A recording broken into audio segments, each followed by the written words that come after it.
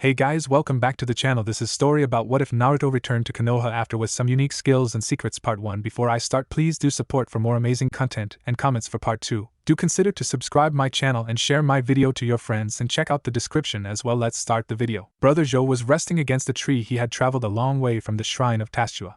He guessed that he could make it back to the empty Shaoshur monastery in a day or two provided there were no complications. A loud scream interrupted Joe's meditations. That will teach me to assume things are going to stay the same, he thought. However, Joe was a good man and not one to ignore those in need. So he got up and went over to the sound to see a small child no older than 4 cowering from a pack of dogs. Pulling out his monk's spade, he disabled the dogs quickly. While the child watched in awe. "You alright, boy?" he asked, looking down at the blond boy. "Why yes, sir." Naruto for his part was amazed by how skilled the man had showed in the fight against the dogs. The man was wearing a simple gray robe with a shaved head and kind-looking gray eyes. "Good, now get back to your parents," the shaved man said. "Don't have any," the young fox boy said. "Orphanage?" the monk said, feeling bad for reminding the kid of his loss of family. "Said I wasn't allowed to go back," said the blonde in a happy tone. "I'm probably going to regret this, but come on, I got a place you can stay," Joe said at last, trying to figure out why someone would do that. "Where?" Naruto said, curious. Most people didn't want anything to do with him.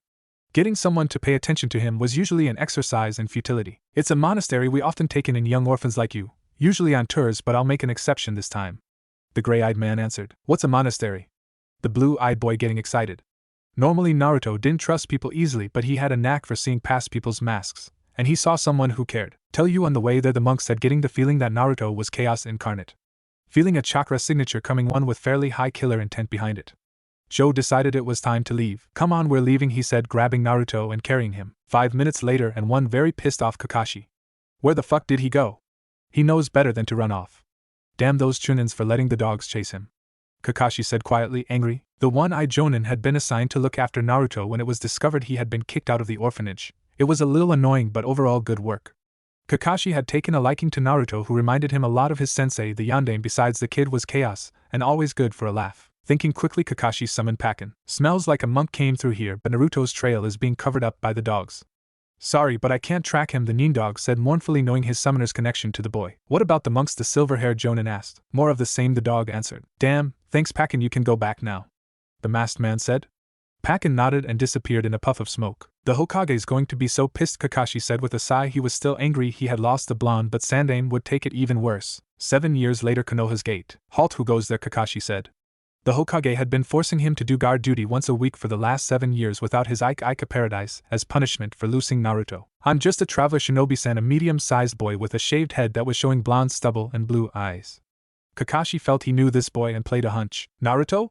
the silver-haired man asked. "Do I know you, shinobi-san?"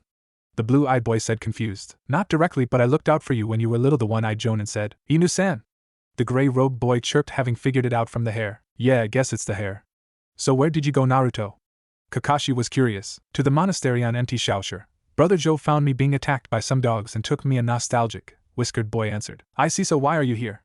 the Jonin asked. "It was after all procedure. My seal needs to be looked at. We are not sure what effects my purifying the yokai has on it, and we want to be sure nothing too dangerous is going to happen," the blue-eyed boy answered. "So you know the truth, but how do you purify the yokai?"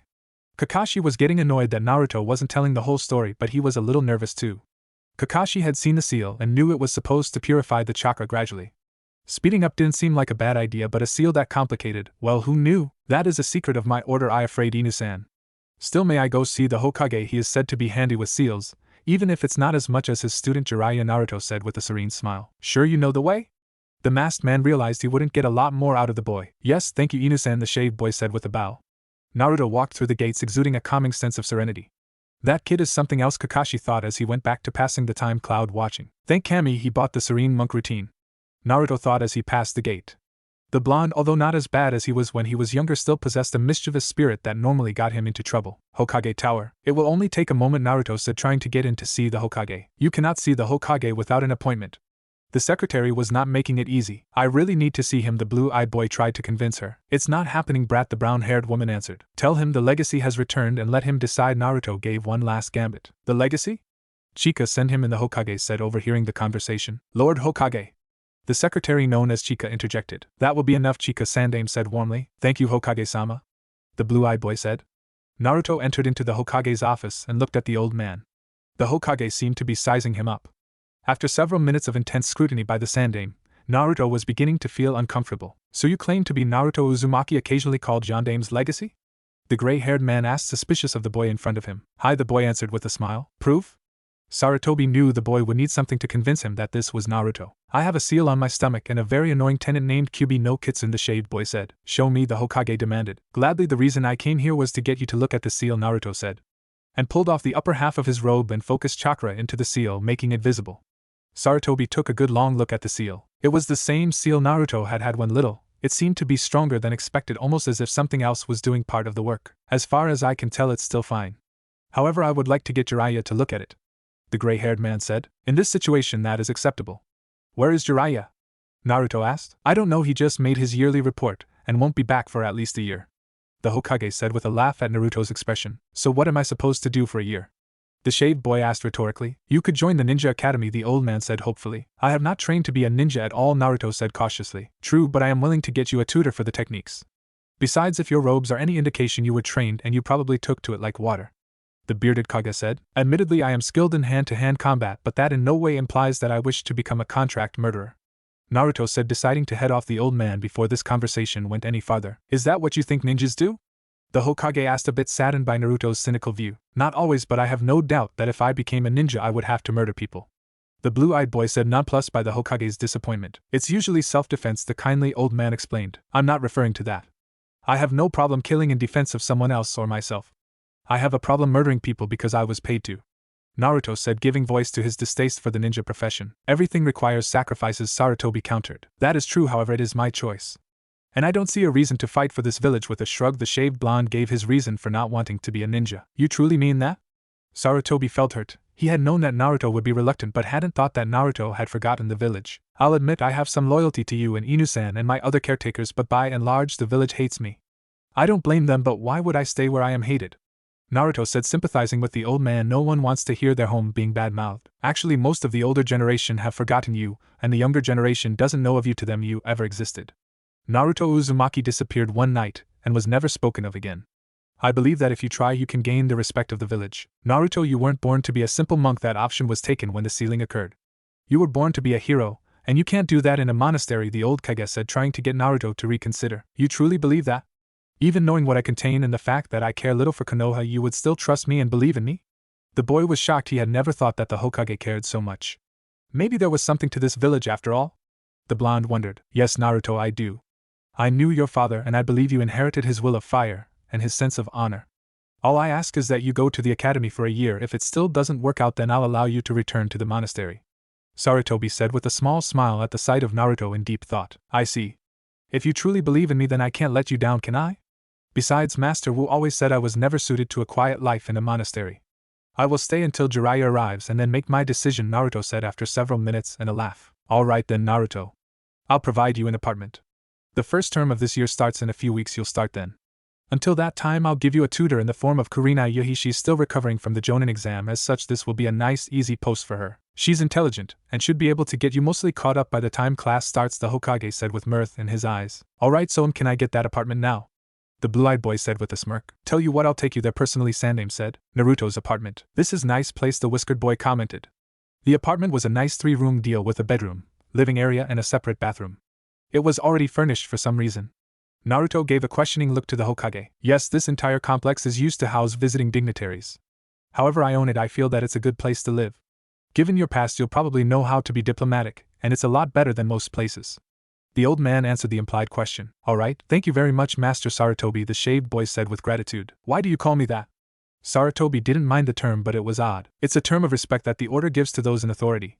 Besides, it's more unique than Hokage-sama, isn't it? The blue-eyed boy said with a smile. That it is, Naruto, that it is.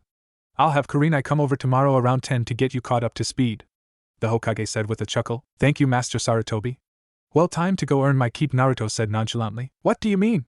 Asked the old man, confused. You know, earning my keep, taking on odd jobs to earn some money or food. It is how I got here after all, the boy answered as if it was the most natural thing in the world. Naruto, I fully intend to give you money to live on, the white-haired man said, incredulous. The Naruto expected to work for a living while going to the academy. That isn't necessary, Master Sarutobi, Naruto said, confused by the Hokage's reaction. It was from Naruto's perspective perfectly normal to work for a food and money and use the latter quickly so that one would never fall prey to greed. Shrugging his shoulders mentally, the young Jinchuruki decided not to argue about it. I think it is. That said, how about we go get some ramen? The old man said in a tone that brooked no argument. Ramen? The blonde felt his day getting more and more strange. I'm sure you'll love it, Sarutobi said with a smile. The Hokage led Naruto to Ichikaru's and after some mindless pleasantries began to eat ramen. Well, Naruto ate ramen tuchi. And Sarutobi just sat there in shock as Naruto polished off bowl after bowl. Yes, even having never tasted, Naruto was still a ramen addict. That put an Akimichi to shame. With a satisfied sigh, Naruto pushed away the last bowl. That was really good. You're a wonderful cook, Tuchi-san, the boy said, smiling. Tuchi nodded numbly. The boy had cleaned out his entire 20-gallon pot of ramen. How much do I owe, Tuchi-san? Sarutobi asked wearily. Not sure, I'll get the bill to you tomorrow, Tuchi answered, still shocked at the amount of ramen the boy had ate. Alright, Naruto, let's go back to your apartment, the old Kage said, suppressing a groan at the possible bill. The blue-eyed boy nodded and followed the sandame. Back at Naruto's apartment, Sarutobi said goodbye to the young monk and mentioned that Kurenai would be there around 8 tomorrow morning. Naruto nodded and began his nightly meditation. Naruto's mindscape. Let me out. No. You would defy the great Kyuubi no Kitsune? I would. Every night we go through this, Kyuubi-san, why don't you give up? I will not be purified by a brainless monkey. So that is what frightens you. Purification will not kill you, Kyuubi-san. I intended to leave enough yokai for you to live on. Living on the sufferance of a pathetic monk? I was not meant to be caged, I was meant to be an incarnation of destruction. You were one. Now you are a prisoner, accept it. Why should I? You have no choice. The seal is still intact, we are linked. I am the warden, you are the prisoner. Fighting it is pointless. I would rather die free than be caged. As you wish, Kyuubi-san, let us begin. No, I will fight you for every scrap of my power. The Kyuubi's cries echoed throughout the sewer as Naruto forcibly took the Biju's chakra and purified it into holy chakra. Hours later, Naruto lay on his bed exhausted. Every night he purified a bit more of the Kyuubi's chakra into still powerful but non-damaging holy chakra. Every night the Kyuubi fought tooth and nail for each scrap. It will be easier once I get past the 5th tail, but that won't be till much later. It's taken me 2 years just to get past the 1st tail.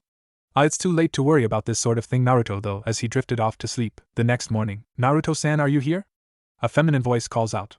Naruto, for his part, fell out of the bed he had been sleeping in. Looking around for a few moments confused, he soon remembered the events of the previous day. Oh right, I'm in a Konoha for the next year or so. Guess that's Kurenai-sen. Outside, the blue-eyed boy's thoughts were interrupted by another voice. He's not here, Kurenai-sensei, we may as well go. I'm here, just give me a moment, Naruto yelled as he put on his robes. After a few seconds, the boy opened the door to a woman and a girl about his own age. Hello, I'm Naruto Uzumaki, the blue-eyed boy said brightly. I'm Kurenai Yuhi and this is my protege Hinata Hyuga, the red-eyed jonin said, wearing an odd-looking white and red outfit with brown hair. Naruto turned his attention to the girl. She was about his height with pale eyes and dark blue hair. She wore robes similar to his own. Why are you dressed like that? The girl asked the shaved boy. I've spent the last few years as a monk, Hinata-san, the whiskered boy said. Hinata-sama, the heiress automatically said. What? The young Jinchuruki was now confused. I am a Hyuga, the premier clan of the village. You will refer to me as Hinata-sama or Hyuga-sama, the pale-eyed girl answered, figuring that the boy in front of her didn't know any better. Why? Naruto asked, still confused. Didn't they teach you anything in the monastery? The heiress said tersely. Lots of things, including that respect is earned, not given, the Jinchuruki said, holding his hand to his chin, imitating an old man telling something to someone. Are you saying that you don't respect me? Hinata asked dangerously. No more than anyone else. We are all equals in that sense. Our young hero didn't pick up on the implied threat. The Hyugas are the richest and most prestigious clan in Konoha. They deserve respect, the dark-haired girl shouted in exasperation. And the clan has it. You are not the clan, the blue-eyed boy said, as if it was the most natural thing in the clan. I am the heiress, Hinata said, having unconsciously activated her Byakugan. That's nice. But that still doesn't tell me why I should call you Sama, the Jinchuruki said, unafraid of the impending beating Hinata was planning to give. Can we go to the training grounds? I need to teach this boy some manners, the heiress asked her mentor/friend. No need to be so angry, Hinata-san, the shaved boy said, holding his hand, trying to placate the girl. Well, I did need to see where your taijutsu was, so why not? The black-haired jonin said rhetorically. This isn't going to end well, Naruto said with an air of depression. While making their way to the training ground, Kurenai discovered that boy felt that he was reasonably proficient in martial arts and chakra manipulation, but admitted he had no idea how to do ninjutsu or genjutsu. Kurenai also discovered that Naruto was going through this training more because the sandame had asked him to, and he didn't have anything better to do. Alright, taijutsu only. Hinata no lethal or crippling blows, Naruto the same. The red-eyed jonin called out.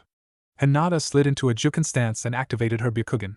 Naruto slid into a different stance with one open palm out front and a loose fist near his chest. Begin, the jonin called. The two stood still for a moment. Hinata made the first move using her Juken to shut down her opponent's tenketsu points.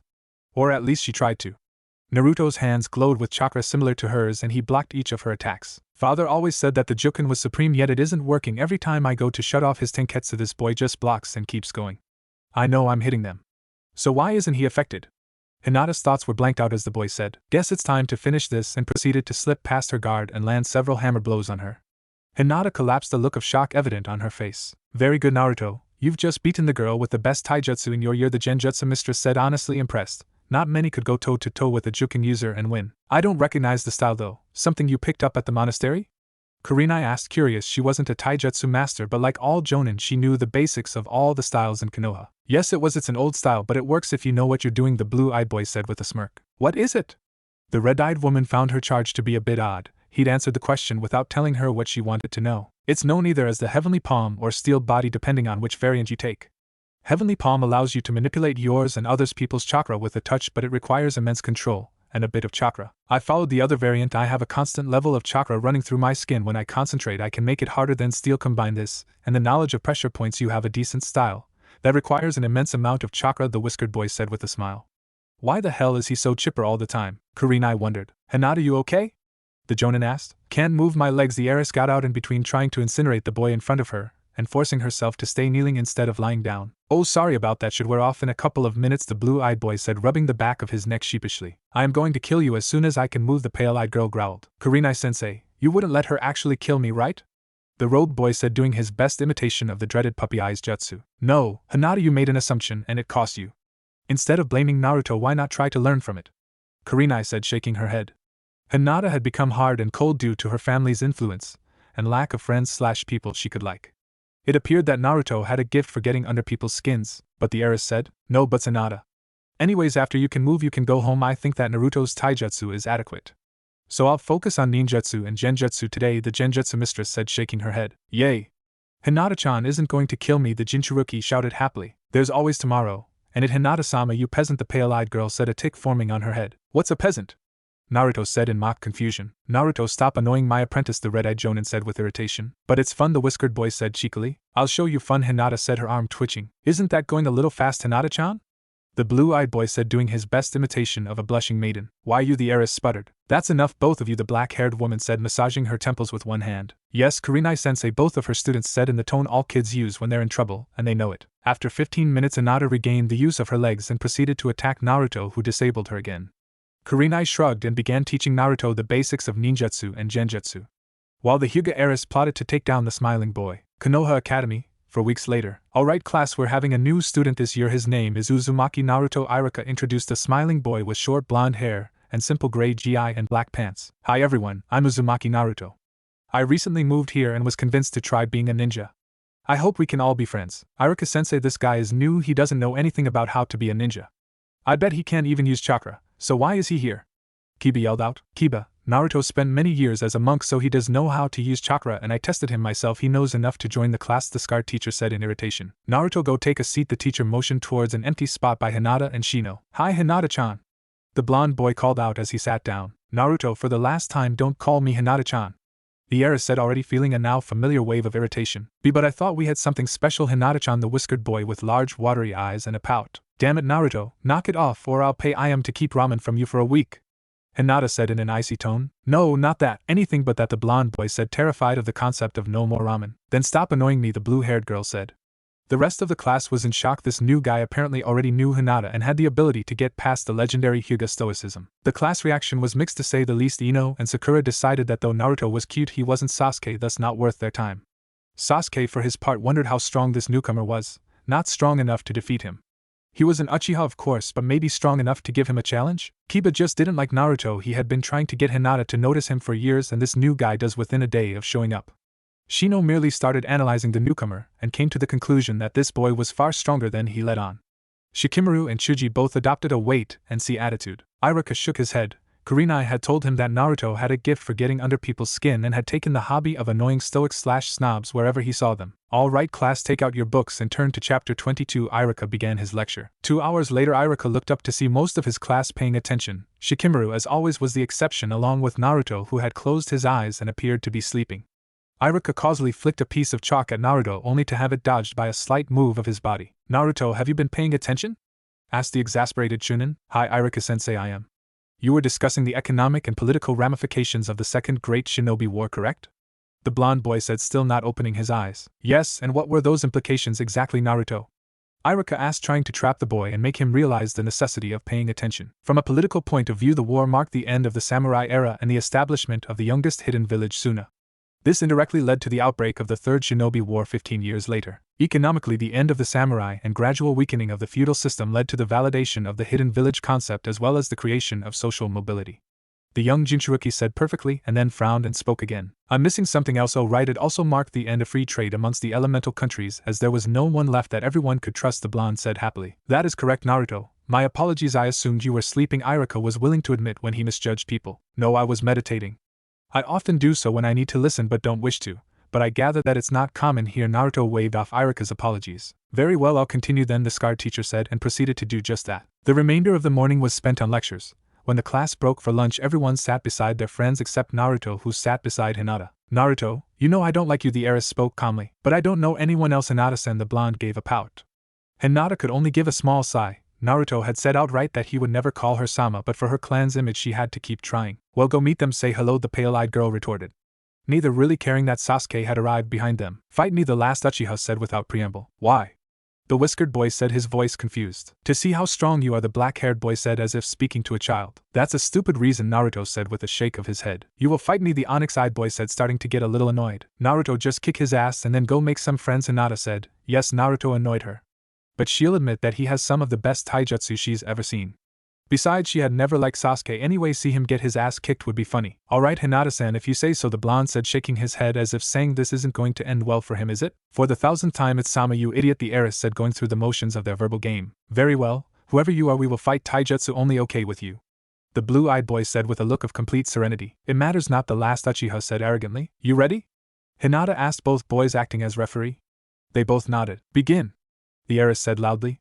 Sasuke, start things off with a roundhouse kick to Naruto's head. Naruto dodged easily and gave a disappointed look.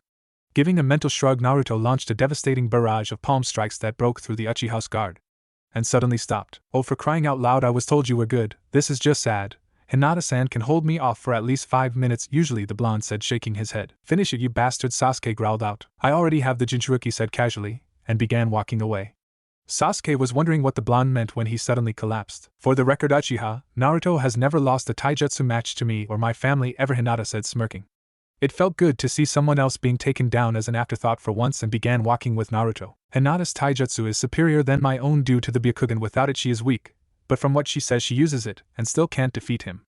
Still, I have ninjutsu over him, so I'm still the best. Besides, he cheated somehow. Sasuke's thought continued in this vein, while the rest of the class sat there in shock. Sasuke, Uchiha best in the class, had been taken down like he was a mere civilian.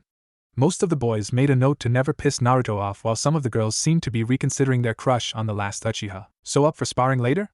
The heiress, despite her annoyance with Naruto, enjoyed sparring with him. Sure, you're getting better. Right now your biggest problem is predictability, the blonde said with a small smile. Thanks ever so much, the pale-eyed girl's voice was laced with sarcasm. Hey, at least you're better than that other guy. What was his name anyway? The Jinchuruki asked. That guy was the last Uchiha of the Uchiha clan, and as such has had the world handed to him on a silver platter. The blue-haired girl said. And you don't? Naruto quirked an eyebrow. You have no idea how hard it was for me to get my position back, the pale-eyed girl retorted angrily. Sorry, forgot about that. Given just how well you act like a perfect heiress, it's hard to see you not being one, the blonde said, rubbing his neck like he always did when embarrassed or feeling bad. I don't like you, so why am I talking to you? The heiress asked. Because I'm the only one here who treats you like a person, rather some untouchable thing? The whiskered boy said with a smile. You've got a point there, the blue-haired girl said. Truth was, in the past few weeks of getting to know him, she started to like Naruto and his ways. Naruto was honest with her, and very few people were, so she treasured that. Not that she would ever tell anyone that, of course. So besides Sasuke, anyone I should watch out for? The Jinchuruki asked half-jokingly. Kiba Inuzuka considers himself the alpha of the class, so he might try something. Other than him, just watch out for the fangirls after you beat down Sasuke. They tend to not take it well, Hinata said after a moment's thought. Looks like class is starting again, the blonde boy said after absorbing the information. Hinata nodded, and the class made its way back to the classroom. After they had all taken their seats, the students all looked at Iruka expectantly. Alright, since we did the theoretical this afternoon, we shall do taijutsu and weapons training this afternoon.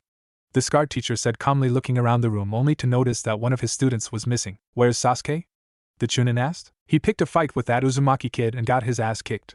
He was just laying there when the bell rang. A random boy shouted out, Naruto!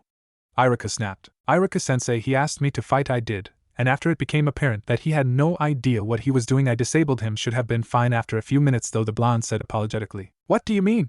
The teacher asked, curious. Well, the nerve strike should only have kept him down for a couple of minutes, 5 at most, so I don't know why he's not here, the former monk said, his brow furrowed in concentration, trying to think if he hit the wrong point. It happened occasionally. Shaking his head, Naruto realized that no, he had been on target. Sasuke was still out there of his own free will. All right, you people make your way to the training grounds.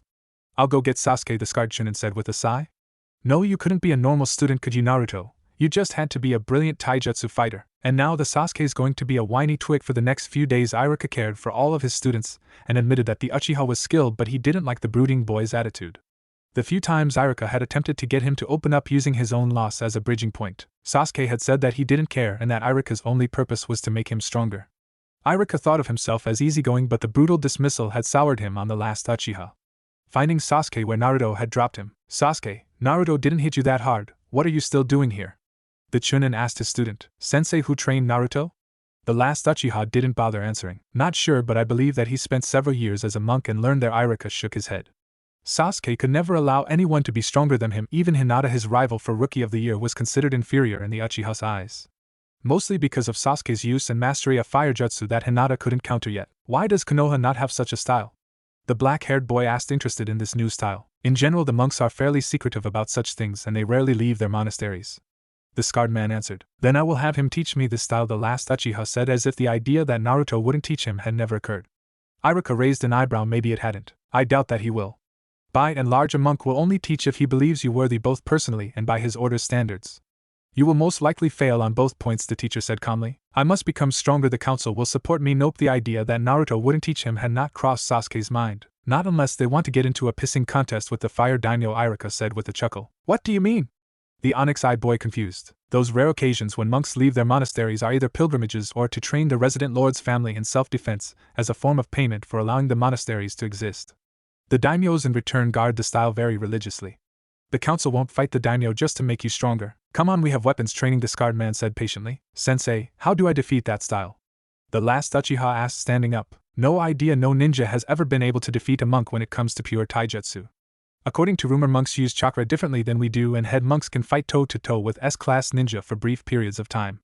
The teacher said, still sounding patient, but had honestly gotten sick of this conversation. And they rarely teach shinobi save in exceptional circumstances, the Chunin said, forestalling the next question. Sasuke processed this for a moment, and then shrugged. Once I have the Sharingan, I will take his style, and use it for my own, the black-haired boy said confidently. You know that doesn't work on monks, right? Iruka asked, incredulous. You didn't steal techniques from comrades, and besides, there was a reason that a monk's style had never been copied. What? The onyx boy said, surprised. The monks learned how to counter the Sharingan years ago, Sasuke. Naruto most likely knows how to as well, the teacher explained, trying to keep his hard-won patience from snapping. That's impossible. Nothing can defeat the Sharingan. The Uchiha didn't believe that anything could defeat the Sharingan except maybe another Sharingan. Whatever keeps you happy, Sasuke. Iruka didn't feel like arguing. The two made their way to training field. At the training field, the class had begun milling about waiting for their sensei. Naruto, for his part, had sat down and started meditating. What's he doing, Hinata-sama? Ino, although still liking Sasuke better, had found the new guy interesting, and Hinata seemed to know him best. Whenever Naruto gets bored, he either annoys someone or meditates, the pale-eyed girl said with a sigh. Wouldn't he annoy people now?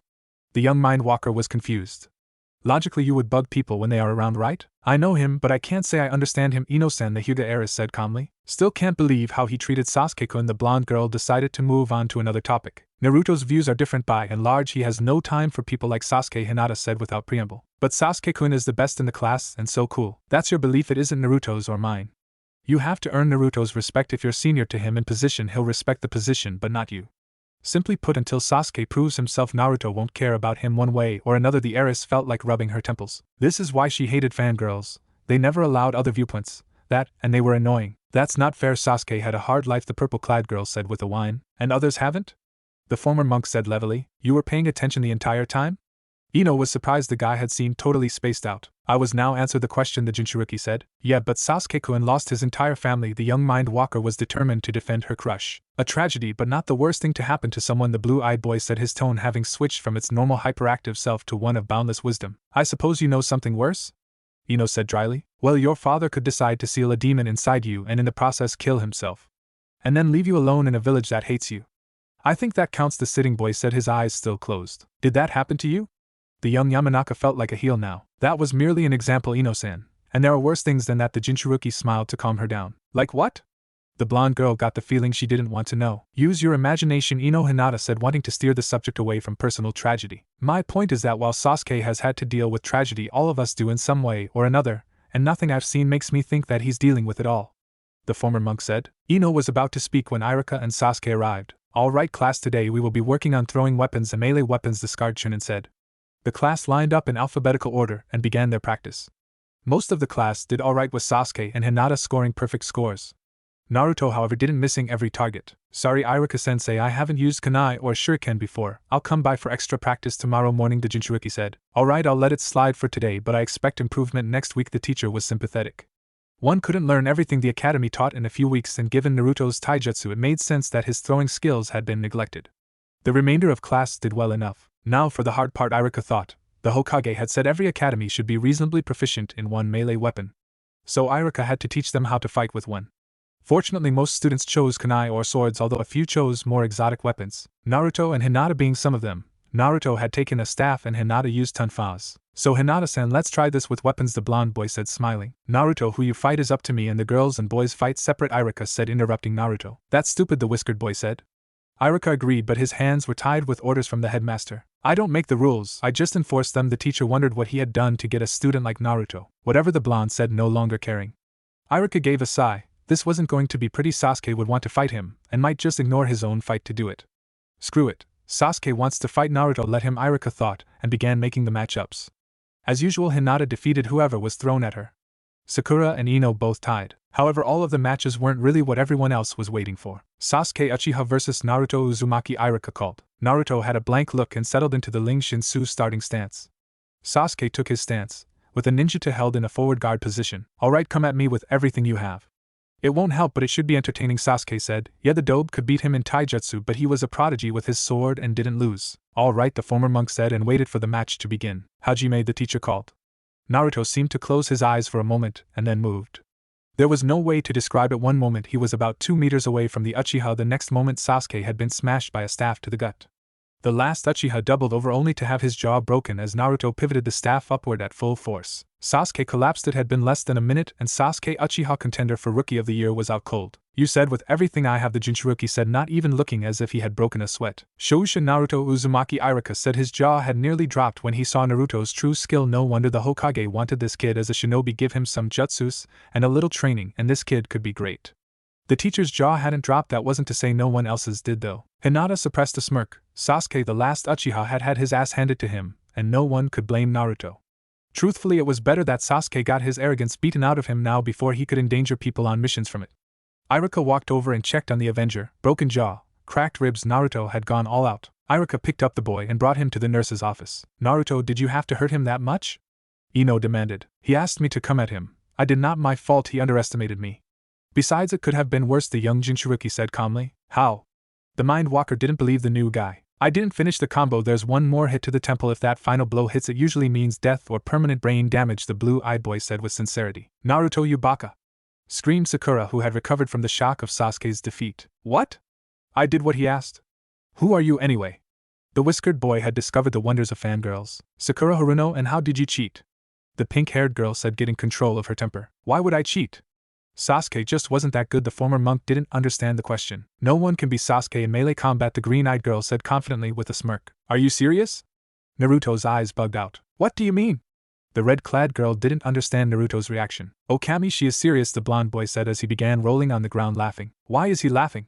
Sakura asked, prepared to beat the boy. Because Haruno, Naruto considers himself only an adept when it comes to bojutsu.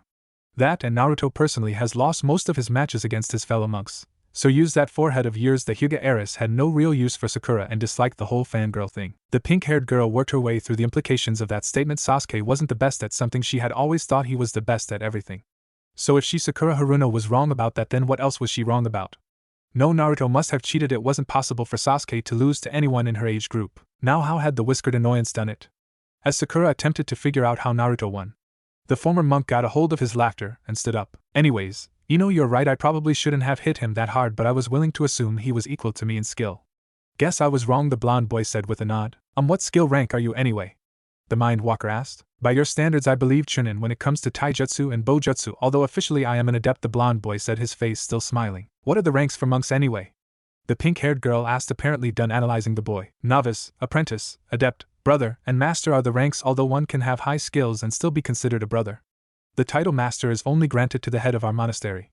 In times past, Grand Master was given to the head of the order, but there hasn't been one since the Three Saints' War, the blue-eyed boy said. Three Saints' War? The Hyuga heiress had never heard of such a war and asked the question on everyone's mind. It was the first and last time that my order, and the Order of the Heavenly Lotus, and the Order of the Holy Stone went to war. Even the records on MT Shaoshur do not record what exactly happened, save that many lives were lost, and it marked the end of the old empire, the Jinchuruki said, solemnly bowing his head and giving a quick prayer. How come we've never heard about this Three Saints' War? Sakura didn't believe the boy a war as massive as that, surely some knowledge would survive. I would assume because it isn't remotely relevant to shinobi. Even my order only keeps the knowledge to remind us of the lives lost, not because it matters. It was before the time of the Six Paths sage. The blonde was unsurprised at the girl's resistance. Any military force tends to believe it is the best thing in existence. Even if that wasn't always true, there would be some records, the pink-haired girl argued. Have you seen a true master fight? The blonde boy asked. No, what does that have to do with anything? The green-eyed girl's face scrunched in annoyance. Even now a true master possesses enough skill to change the very earth itself, and they were much stronger then and more numerous then. The whiskered boy spoke in a slightly agitated tone. You're bluffing, you make it sound as if the true masters are stronger than ninjas, the blonde girl interjected. They are, when it comes to direct conflict, which most of them prefer to avoid. Naruto said, lamenting internally at the ignorance some people had. That's a lie. The pink-haired girl shouted. Sakura-san, you speak of things you know nothing about. I have seen the master of my order do things that by the rules of the shinobi he shouldn't be able to do. The blonde Jinchuruki was tired of this conversation. Yes, monks were powerful, and given a straight fight they could beat most ninjas. But ninjas never played fair, and that leveled the playing field. That's why he had said direct confrontation. Any ninja with half a mind wouldn't go for the direct fight against a monk. What is your order?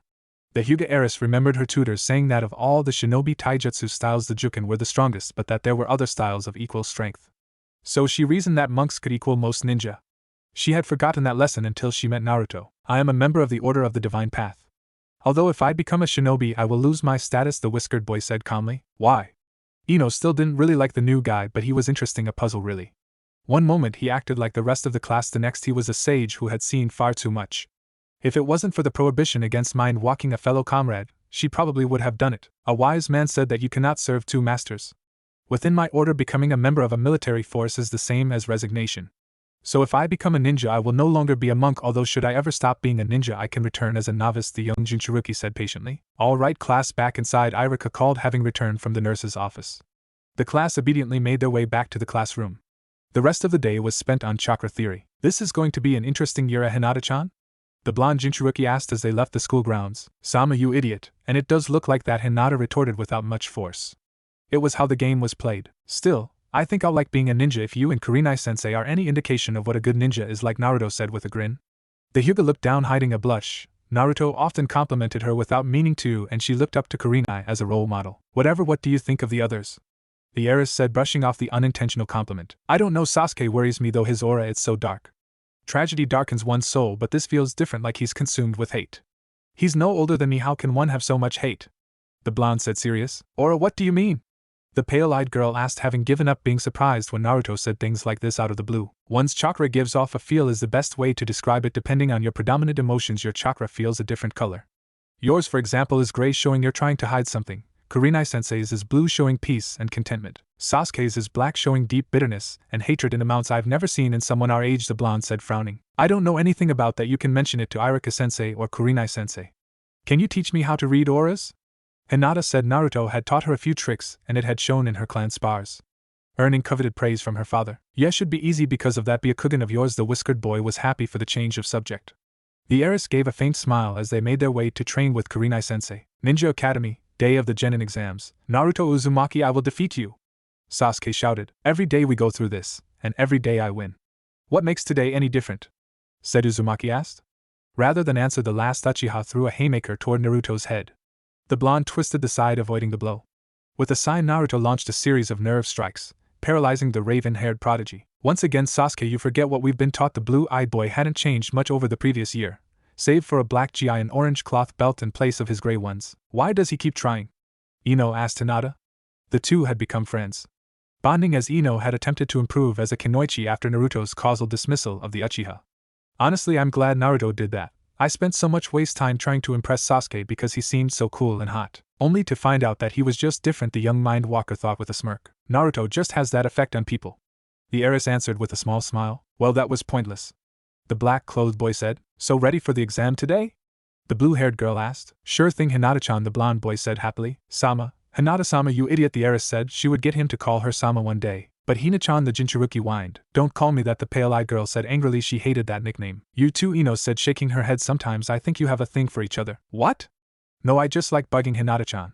She's like a sister, the whiskered boy said, his eyes wide as dinner plates. I could never like an idiot like Naruto. The heiress denied the implication as quickly as Naruto had. You keep telling yourself that, the blonde girl said with a smirk. The trio walked into the academy. Naruto gave the place one last look. Truth be told, he had originally planned to leave as soon as Jiraiya arrived. Except that old hermit was nowhere to be found. So now he, Naruto Uzumaki, had a choice: either fully accept being a ninja and forget all about being a monk, or ignore his responsibilities as the Jinchuruki of the Kyuubi and return back empty. Shaosher.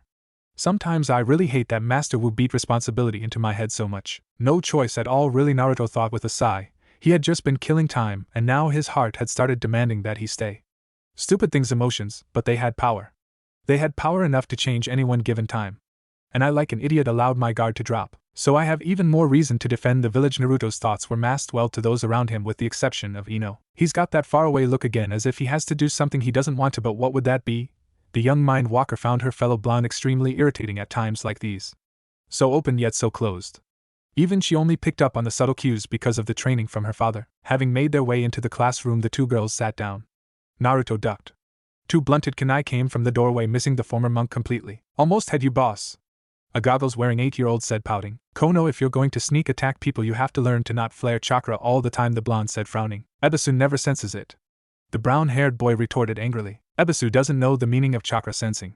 If you can get to the point where you can sneak up on me, then you'll be good at stealth, the blue-eyed boy said good-naturedly. I will get you one day, boss. Konohamaru shouted. Better run, Kono, Ebisu's coming. The Jinchuruki said with a chuckle. Thanks, boss, the scarf-wearing boy said, smiling as he disappeared. Why do you encourage him? Hinata asked disapprovingly. Someone's got to keep Irika on his toes after I get out of here, the whiskered boy said with a grin. Has anyone seen the honorable grandson?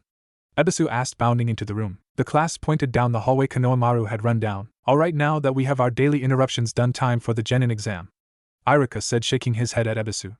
The genin exam always consisted of 3 parts: a written test, a taijutsu and weapons portion, and the ninjutsu portion. The written exam was passed out. Naruto groaned. He could do bookwork, but it was like dragging a kunai across his skin. Still, perseverance saw him through. 2 hours after the test, Irika called time. There were a few groans as the teacher gathered up the tests from the students. Irika handed them off to a pair of chunins who would mark and grade the tests objectively. In theory at least, but not in practice. Generally those of important background were graded easier and better than those without famous names. That wasn't to say that they graded no names harder, but they gave less leeway. Uzumaki, that name sounds familiar. Any idea why Sesshu? One of the chunin asked, looking at the paper. Hell if I know. Seems he knows his stuff all right. Not as well as some, but better than most, the chunin said, glancing over at the paper. Yeah, but I can't help but feel that I've heard that name before, the frowning chunin said. Both shrugged and went back to work. Outside at the target range, Naruto had just barely passed the throwing weapon portion of the exam. Damn, Naruto, you can take down any chunin with ease, but you can't throw a kunai straight, Ino said with a giggle. Hey, I'm trying, the young Jinchuruki retorted hotly. Naruto, you've passed this portion, now you have to last 5 minutes against me or hit me using either a melee weapon or taijutsu, Irika said with a smile. No matter how hard the young blonde tried, he just couldn't get the hang of throwing kunai. He could do it after a fashion, but not very well, and not during a fight. Alright, I choose melee weapon combat, the blonde said, smirking. Irika produced his favorite Fuma Shuriken as the blonde whipped out a collapsible metal staff. The two went into the training circle that served as the arena for spars in the academy. Ready, sensei?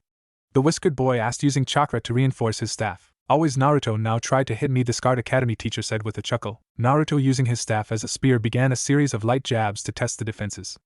Irika blocked easily. Alright Naruto, what are you up to? This is too obvious to be your main attack. The scarred teacher respected his student's skill and took him seriously. Alright sensei, here it comes, the blonde called, sliding into a back stance. Irika raised an eyebrow. That was a new stance. A new stance meant new attacks, which meant Irika mentally swore as Naruto sent a barrage of strikes at him. Catching the middle part of the shuriken with his staff, Naruto flipped it around, disarming Irika. The young Jinchuruki then used the force of his earlier pivot to hit the chunin. Very good Naruto, the teacher said. The blonde smiled and bowed as he left the circle. Irika grabbed his shuriken and motioned for the next student to come into the circle. So new move, Naruto? Chuji asked, munching on chips as always. No, I just made a variant on an old one, the whiskered boy said. Really, how does the old one go?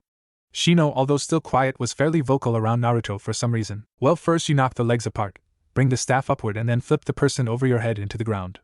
I like Iruka-sensei too much to do that to him, the blonde said with a smile. So all that's left is the ninjutsu portion, right? The mind walker asked. Yes, troublesome blonde. A lazy answer came from a half-asleep Shikamaru. I am not troublesome, you lazy bum. Ino shouted and was about to beat the pineapple-haired genin when Duck Hinata called, as Iruka flung one unfortunate boy out of the ring towards the group. They all did except for Shikamaru, who was on the ground sleeping. That was kind of sad, the blonde girl said, looking at the boy. Well, Iruka doesn't go easy on us, the Hyuga heiress replied with a shrug. So what teams do you think will be on Shino? Naruto asked, changing the topic. Most likely specialist teams. Traditionally there is one tracker/reconnaissance team, an investigation/infiltration team, a heavy combat/assassination team, and one general-purpose team. The bug using ninja answered. So you, Hinata-san, and Kiba would be the tracker/reconnaissance team. Ino, Shikamaru, and Chuji would be the infiltration team. That leaves me with Okami. Why? Why? Naruto began shouting. What's with him? The rotunda Kimichi asked. Chuji, think about it. Given that a general-purpose team needs one hand-to-hand, one ninjutsu, and one genjutsu, who do you think Naruto's going to end up with? The Hyuga heiress said, feeling sorry for her friend. Sakura and Sasuke, the two people Naruto doesn't get along with. Ino answered with a sigh. Why, Kami, haven't I suffered enough? Why? The blonde Jinchuruki was on the ground rocking back and forth. Naruto, it's not that bad. The pale-eyed girl said, shaking her head at the former monk's antics. I know, just had to get that out of my system, the blue-eyed boy said seriously. It felt good really to act out, hadn't done much of it back in the monastery. Weren't you a monk? Chuji asked disbelievingly. The boy had grown confident and more self-controlled with Naruto's example, only to see his friend act like this. Hey, you think about dealing with those two for the next 4 years and then tell me how to feel, the blonde said without much force. He has a point there. Sasuke hates him and Sakura follows the Uchiha's example. The heiress pointed out. True, but still, we're going to be ninja, he should have a little self-control, the purple-clad girl said. Ino-chan, don't worry about it, just nervous tension, that's all, Naruto said with a fake smile. Truth was the Kyuubi had been a bitch about his chakra last night, and Naruto hadn't had time to do his real meditation, and so had less emotional control than he normally did. I might believe that, Whiskers, if I hadn't seen you stare down my father after that incident in the Hyuga compound, the pale-eyed girl said. Flashback, 6 weeks ago. Stay away from my daughters, Hayashi said with cold fury in his voice. The Hyuga head had caught the boy in Hinata's room with the two girls teaching them the finer points of how to change styles at the drop of a hat. Hayashi knew who the boy was on sight, having concluded that it was the boy's fault that Hinata had started to subtly change back to her old self of the 4 years previous, decided to get rid of the boy. Except Naruto wasn't backing down and returned the clan head's gaze with a sort of amusement. I think they get to make their own decisions, the blonde replied. You're corrupting them, you little demon, Hayashi said, doing his best to set the boy on fire through willpower alone. The Jinchuruki smirked as if he had heard a joke. You think that, do you? Tell me, have you seen the flaw in your Jukin yet? Naruto said, still amused. The Jukin is unstoppable, Hayashi said automatically. True, it was propaganda, but no way could the blonde idiot in front of him know that. The Jukin has a massive flaw in it, one that I think you know, said blonde was having trouble to keep from grinning. How? The clan head said, his tone low. Like every other bloodline clan in existence, you forgot the purpose of a bloodline. Bloodlines are supposed to be your ace in the hole, but none of you do that, instead you rely on a gift. You are useless without the bloodline, and getting around it isn't that hard, the blonde said, unflinching from the intensity of Hayashi's glare. Oh, and how do you get around the Byakugan? Hayashi asked. Flash powder, chakra exhaustion, underground attacks, and speed, all of these can be used either to get around the Byakugan or blind it outright, the blonde answered. Hinata and Hanabi looked at the boy. No one stood up to their father ever, yet Naruto was. I see what would happen if I forbid you from seeing my daughters. The clan head asked. He knew the answer already but wanted to hear it. I would ignore it, and you would probably set them against you. When you don't have many friends, you will fight for those you do have, Hyuga-san, the blonde said, intentionally not using Sama. Sama, Hayashi said reflexively. It's no use, father, he doesn't call anyone Sama, the Hyuga heiress said. Why doesn't he? Hayashi was used to people respecting him automatically. That is something you must earn. I have no doubt that you are a skilled shinobi, but you retired, and so, the blonde boy said with a shrug. Hayashi cracked a small smirk. This boy was different, all right. Very well, provided you do not make any untoward overtures to my daughters, then you will be allowed to see them, the clan head said, getting his emotional mask back in place. All right then, the whiskered boy said, smiling. Flashback end. Oh yeah, I got nothing, Naruto said. So what's really bothering you? His fellow blonde asked. I had a rough night? The whiskered boy said, rubbing his head sheepishly. Right, you who slept through Anko's explosive demonstrations, the blue-haired girl deadpanned. It's not my fault, I was tired that day, the blonde boy whined. It woke people out of comas. The purple-clad girl snapped. That's just a rumor, Naruto said. Chuji Akimichi. Iruka called for the final portion of the exams. See you guys, the large boy said, putting away his chips. So who wants to draw on Shikimura's face?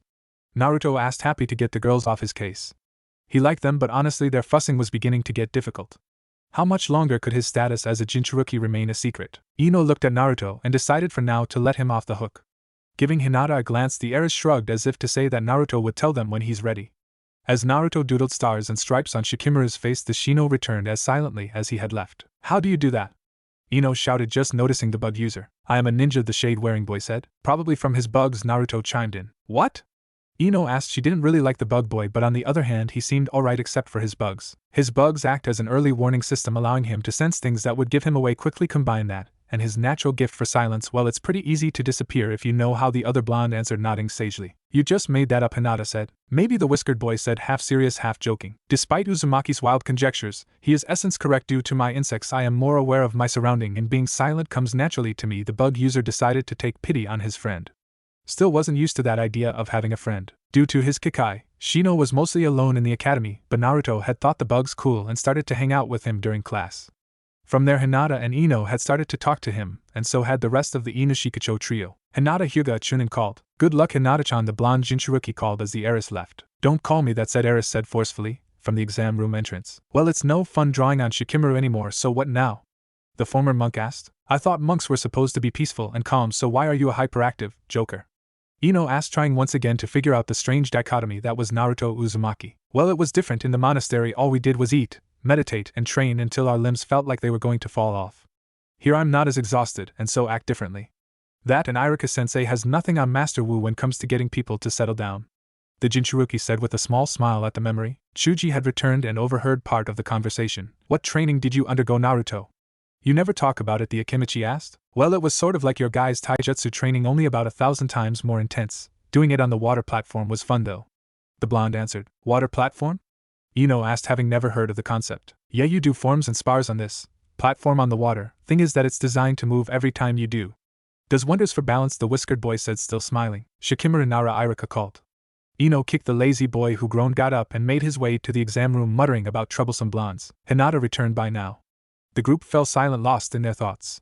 While most of them, Naruto was catching up on his meditation. Naruto Uzumaki called a Chunin. Alright guys, wish me luck, Naruto said as he made his way to the exam room. Alright Naruto, this is the final test. Pass, and you become a genin of Konoha, Iruka said calmly. Hi, what's the test? The former monk asked. Use the 3 academy jutsus and 1 unique jutsu for extra credit, the teacher answered. Alright, the blonde said, concentrating. Hardest technique first, he decided, and started to make a bushin. Still too much chakra. Can reduce it to just 3, have to up the number, just a little less chakra. Naruto was concentrating hard as he made a dozen bunshin. There, not the 3 required, but I think it's good enough, the blue-eyed boy said, sweating. That's more than enough, but why can't you make 3? Iruka asked, surprised.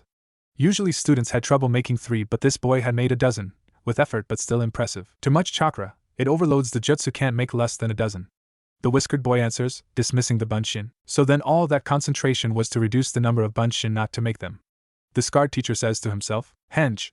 Naruto calls, transforming into a picture-perfect image of Iruka.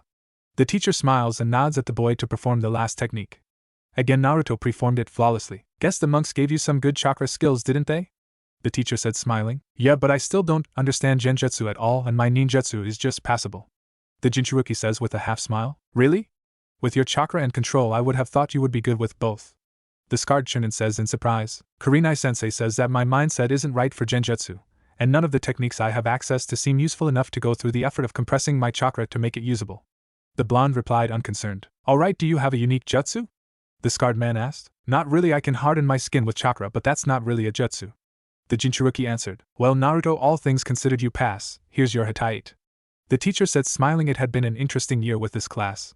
The blonde boy broke out into a grin as he left the room. So you made it. So the last one of us is Ino, Chuji said causally. Troublesome blondes, a semi-asleep Shikimura muttered. Shikimura is still angry for me drawing on him? The blue-eyed boy asked with a smile. I think so, he just keeps say troublesome, the Hyuga heiress answered. Truth was, you never could tell what exactly Shikimura was feeling. It was too troublesome to show such things. What are you guys doing to celebrate? Chuji asked, wanting to keep the conversation going. Nothing much, probably a ramen feast, the Jinchuruki answered. I have a clan ceremony, the pale-eyed girl answered. So do I, the stoic genin chimed in. Troublesome small get-together with the other families. You know that, Chuji, the pineapple-haired boy said, still half asleep. Hey guys, I passed and almost tied Hinata for top Kunoichi, Ino said, running over to them. What? The Hyuga heiress asked, angry. So much work to be better than anyone else, and she still almost failed. Now Hinata-chan, I'm sure you're still better, the whiskered boy chided. Idiot, don't mock me, Hinata retorted. Never dream of it. The former monk said with sarcasm. Naruto, that's half of what you and Hinata do, mock each other, the other half being dancing around your feelings for each other, Ino said with a smirk. For the last time, it isn't like that. The two shouted. I got some things to do, see you guys tomorrow. The Jinchuki said, visibly getting a hold of his emotions. With a wave, the blonde boy ran towards the ramen stand. Seriously, Hinata, why don't you just make a move on him? The mind walker asked. Ino-san, me and Naruto are friends and rivals, but we have nothing to offer each other that way. I see him as an annoying brother more than anything. Why do you insist otherwise anyway? The blue-haired girl asked. I think you two would make a good couple. The purple-clad girl said with a shrug. Ino, odds are that I'm going to be placed in an arranged marriage. Romance has no place in my life. The heiress said with a sigh. That's kind of sad. The blonde girl said with a frown. It is my duty, nothing more or less. The pale-eyed girl said without thought. Do you know what Naruto's hiding from us? Ino asked, changing subjects. No, only that it isn't something he'll reveal willingly. Everyone has secrets, Ino-san, he'll tell us when he's ready, Shino answered for most of them. I guess, but it's frustrating, the blonde girl said, irritated. I have to return to my home, Hinata said, and turned to leave. Come on, Ino, our folks are here, the large boy said. The group made their way from the academy. Briefing room, Hokage Tower. Alright, we have 9 genin left, and 3 teams to fill out. Who wants what? The old Kage asked of the remaining jonins. I would like to create a heavy combat team, with Sasuke, Sakura and Naruto, the one-eyed jonin said. That's just cruel, Kakashi. Naruto and Sasuke don't get along at all and Sakura isn't much better. The Genjutsu mistress said. So you want Naruto then? The masked man asked, quirking his visible eyebrow. I'll admit he'd be an asset for my team, but I can't teach him. Kurenai said, frowning. What do you mean? Genma asked. He traditionally took the infiltration teams. Wasn't sure why he was here though. Naruto can't cast Genjutsu to save his life. He's immune to lower type ones and it's tricky to get him caught in upper level ones. I really don't see what I could teach him. The black-haired woman said with a shrug. So essentially we have a taijutsu powerhouse with more chakra than me, but no idea how to use it externally? Asuma thought out loud. Indeed, which means logically he should be given to someone with high ninjutsu and taijutsu to bring him along. Kakashi said. Normally you would be right, but I believe that the time has come for a combat infiltration team. The Sandame said calmly. We haven't had one of those since the Second War. The bearded jonin shouted. Combat infiltration team? Kurenai asked. She was still relatively new as a jonin. A team that specializes in deep territory raids. They go into heavily fortified areas and then do as much damage as possible before leaving. They, along with the Nidame, were the main reasons we won the Second War, but the causalities were so severe that the concept was retired. The silver-haired jonin answered helpfully. The concept was not flawed, merely at execution. Thus Genma, you will be taking Naruto Uzumaki, Shino Aburame, and Ino Yamanaka and teach them how to infiltrate. When you deem them ready, find appropriate teachers to educate them in their weakness. The old man said. Hokage-sama, I'll admit they all seem to be exceptional, but they don't have abilities that mesh at all. Naruto, your close combat specialist, teach him a few defensive ninjutsu and give him some experience, and he can take down anyone one-on-one. Shino, long-range specialist, depending on training, could possibly rival the clan founder for long-range takedowns. Ino, support specialist, has the ability to be an excellent genjutsu and espionage specialist. Together I think that these 3 can take just about anything. Sarutobi said, lighting his pipe. You can't be serious breaking up the Ino Shikicho trio? That team's been around for generations. Asuma said, almost whining. He had really wanted that team. Yes, they have. And you don't think our enemies are developing strategies to counter them? No, if we need them the trio again we will reform it, but for now this is my decision. Sandame said, no hint of give in his voice. Hi Hokage-sama, the collected jonin said in defeat. Naruto's apartment. Ino had finally given in to her curiosity. Tonight while Naruto slept she would walk inside his mind. I hope he can forgive me for this, the girl thought as she snuck into the bedroom. It furnished, but there was no real indication besides the clothes that anyone lived here. Looking around she saw Naruto in a meditation pose, sweat pouring off him. What could make that happen? It feels like there's a war going on. From the chakra in the room clearing her head, Ino made the hand signs for the Shintenshin no Jutsu. Naruto's mind. What the? The blonde girl asked out loud. Ino hadn't mind walked often, but she knew how they were supposed to look. Buildings and outdoor areas were the norm. This was just a blank room. Naruto formed in front of her. You should not be here. I do not have the skill to protect you and hold back the demon. Leave now. The blonde boy said harshly. Demon? What demon? The purple-clad girl asked, confused. A large 8-tailed fox demon appeared behind him. Uzumaki, you will die. No help for it. Ino, leave now. I can't end the link until you leave, Naruto said, grabbing the girl and throwing her out of range of the Kyuubi. I'm trying. The young mind walker was doing everything in her power to leave. Heavenly wave. The blonde boy called, sending a wave of chakra forcing the demon back. I'm going to kill her, Uzumaki, and taint all that holy chakra of yours. My father did not give in to you. I shall not either. The former monk said, summoning a monk's spade to aid him. Ino watched as Naruto did battle with the fox demon. It was terrifying and at the same time comforting. The former monk hit the fox demon in one of the tails. Ino, try it now, Naruto called. Ino nodded and made the release sign, disappearing from the mindscape. Well, Kyubi-san will have to continue this day, the blonde said, cutting the link and returning to the real world. Real world? What the hell was that? Ino shrieked. As Naruto followed, he took deep breaths, calming his body and pondering how to answer the question. That Ino-chan was the Kyubi no Kitsune. Now promise me you will never do that again, Naruto said calmly. The Kyubi? But it's dead, the Mind Walker girl said in shock. She still nodded that she would never go inside his mind again. No, it isn't. Humans do not have the power to kill such things. The best we can do is to seal or purify them. I was the one chosen for the sealing, the former monk said with a sigh. But all the books said, the blonde-haired girl said, trying to wrap her mind around it. Tell me, Ino, what would have happened if people knew the truth? Do you think for one moment that in their anger and grief they wouldn't try to kill me? The whiskered boy asked in a chiding tone. I guess that's why you left, right? To get away from people hurting you. Ino asked in a defeated tone. No, Master Sarutobi kept me safe for the most part. The ninjas were mostly indifferent, or loyal enough to not attack. The villagers, despite their hatred, had enough fear to not do anything normally. Even though they did not hurt me, they didn't help either. I was virtually alone, and so when a kind man came and offered me a place where I wasn't alone, I took it. The boy moved quickly to correct that misconception. So why did you come back? The mind-walking girl asked. I found out about the Kyubi nearly 6 years ago. 3 years ago I began to purify his chakra much quicker than the seal was designed to.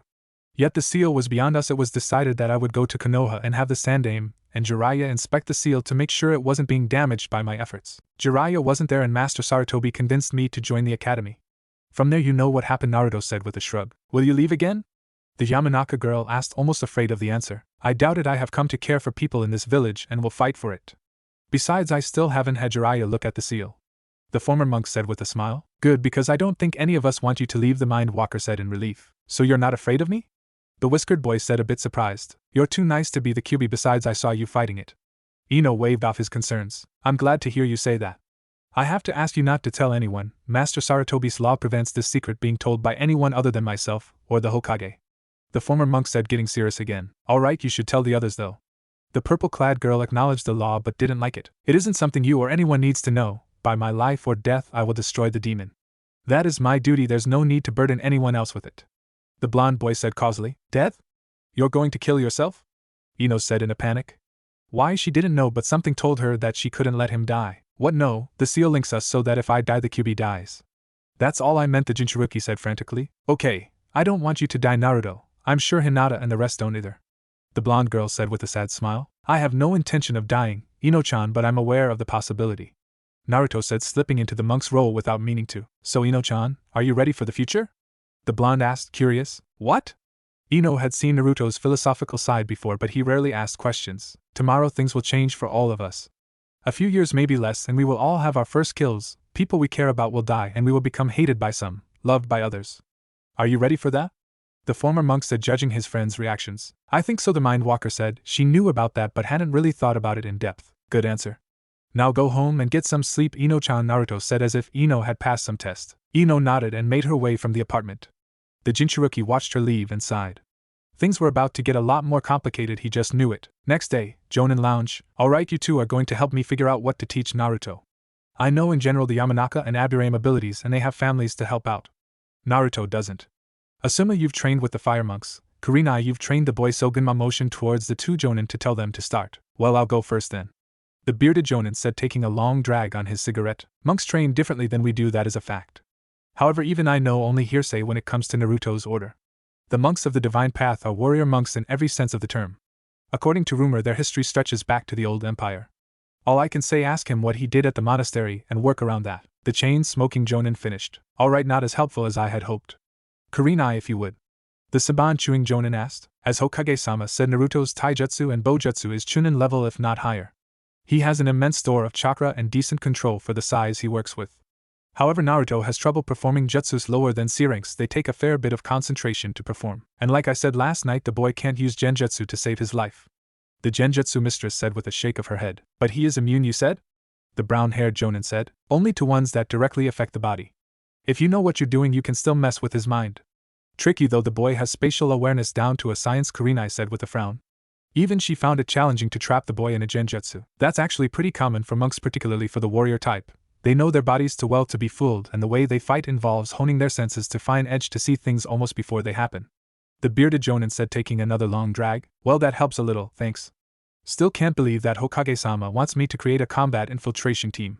The bandana-wearing Jonin said as he got up and left. Kurenai started giggling. Something funny, Kurenai? The chain-smoking Jonin asked. Naruto has a few odd quirks and enjoys annoying people.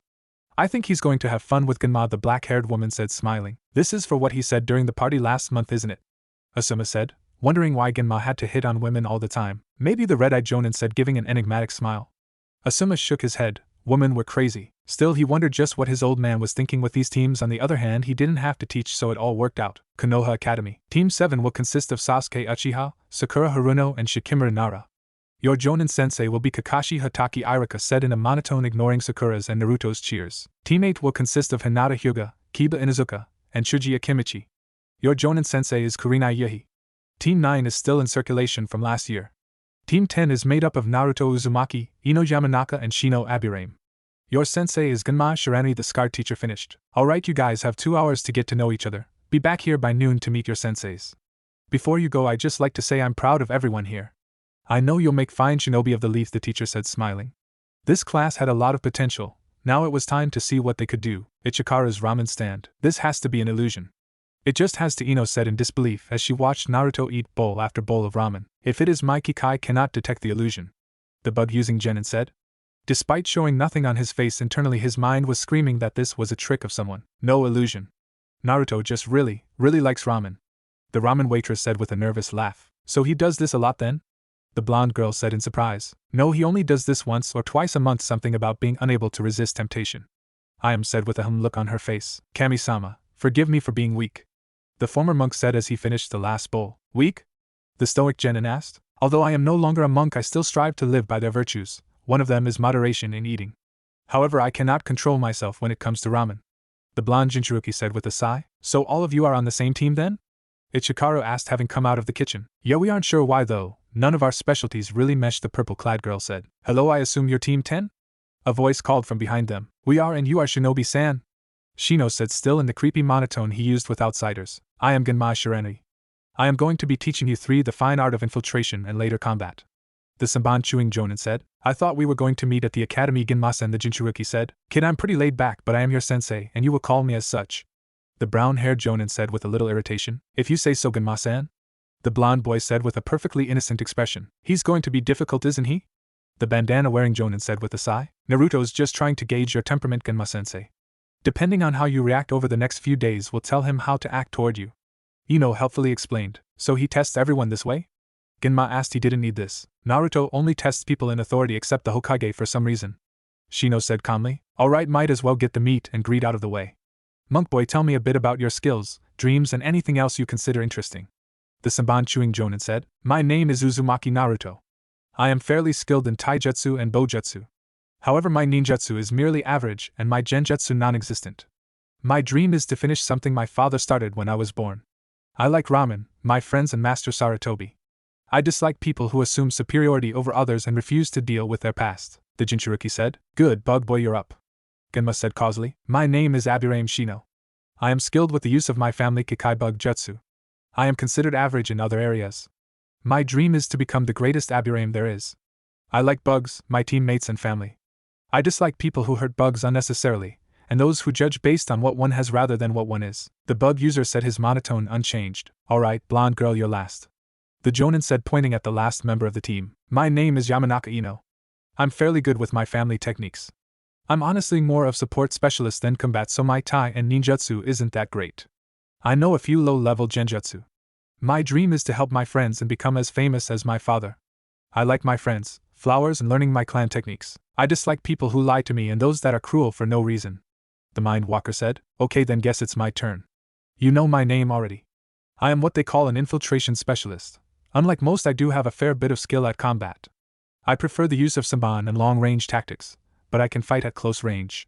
My current dream is to teach you 3 fast as possible so I can get back to doing what I love. I like my friends, learning new techniques, and going on missions. My dislikes aren't important.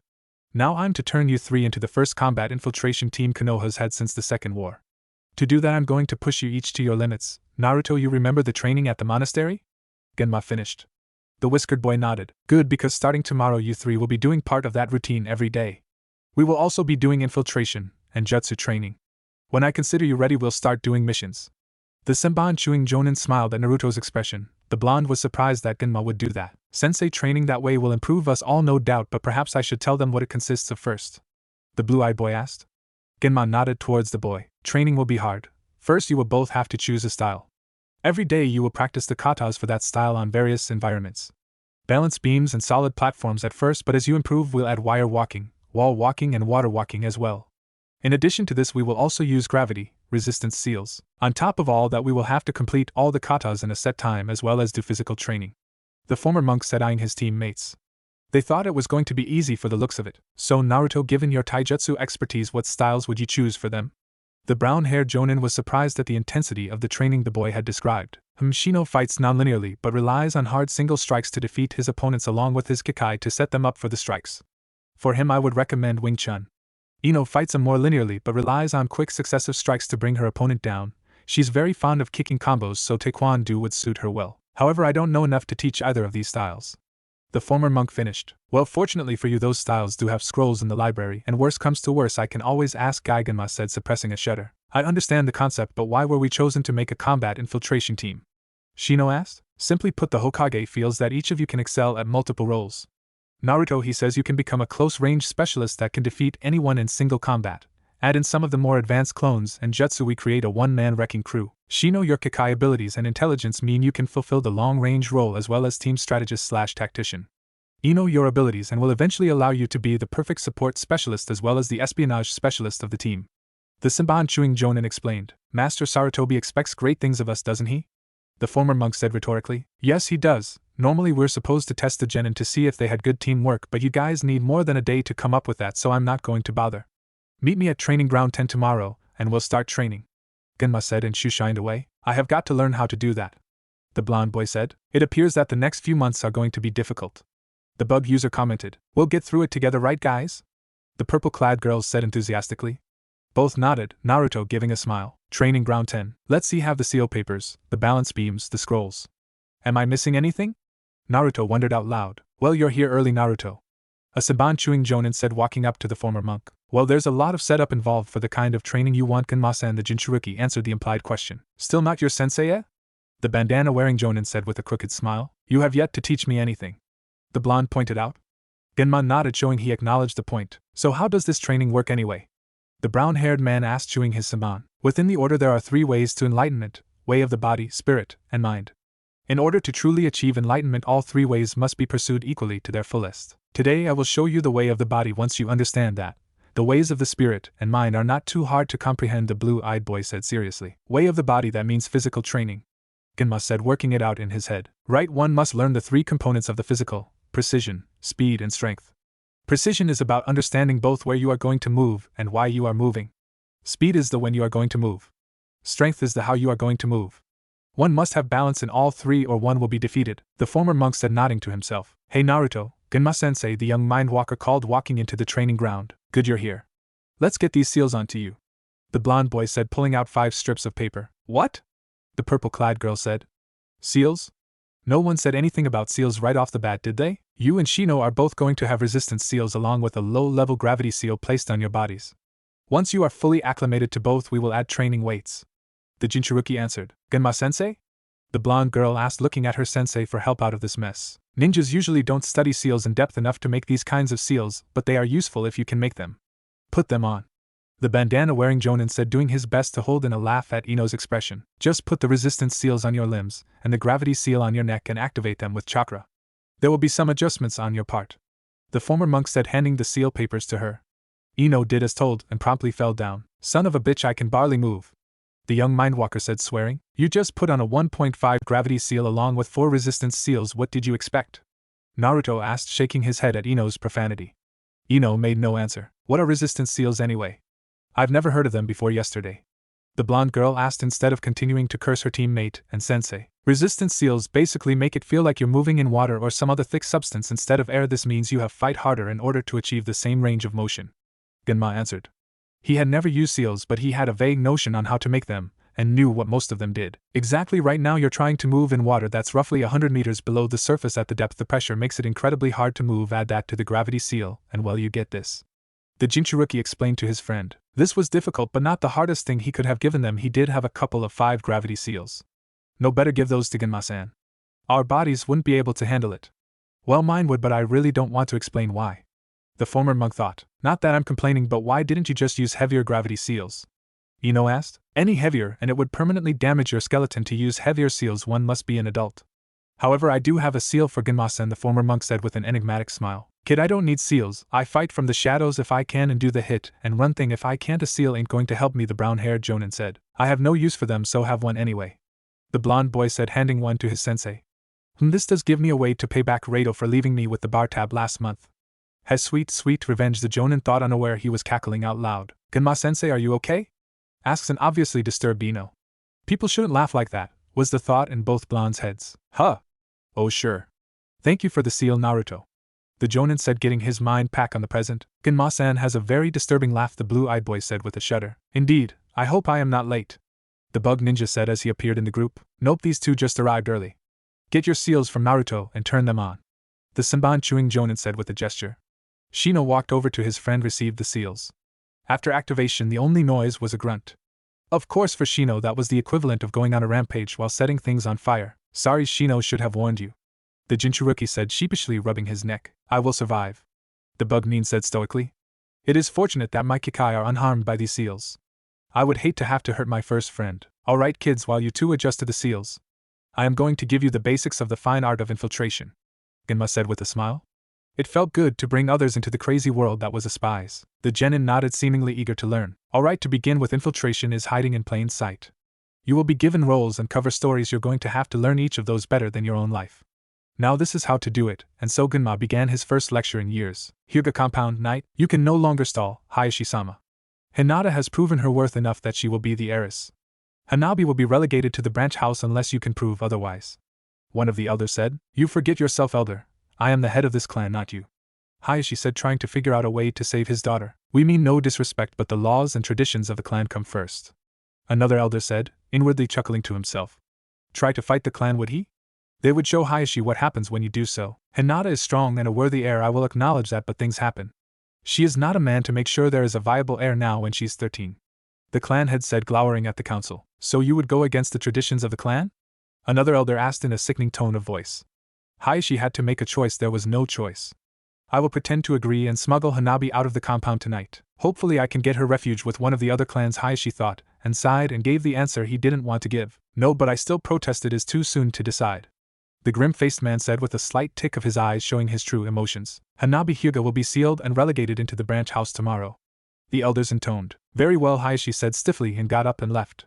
What none of them had known was that the heiress was listening. Deciding that even if it cost her everything, she would not lose her sister to the seal, Hinata ran to her sister's room. Nei-chan, what's wrong? Hanabi asked her older sister. The council has finally forced father to seal you. The heiress spat with anger. You promised they never would. The younger girl stammered, her eyes laced with fear. Her sister had promised that the seal would never be placed on her. I intend to keep that promise. I have a friend who can provide you safe haven, but we need to leave now. Take only what you need, the older girl said firmly. Hanabi rushed, packing her clothes and the few keepsakes that she had. Ready, Hanabi said, doing her best to hide her fear. Good, follow me, the heiress said, her heart pounding. The sisters made their way silently through the compound, avoiding all the people. Both had activated their Byakugana taboo with the compound for most Hyuga. At the wall, Hinata grabbed her sister and ran up it, thanking Kami for all of the chakra control exercises she had been forced to do. Hayashi walked into Hanabi's room, preparing his explanation and planned to save his daughter. Only the room was empty, and it looked like there had been frantic packing recently. Evidently someone else was going to save his daughter.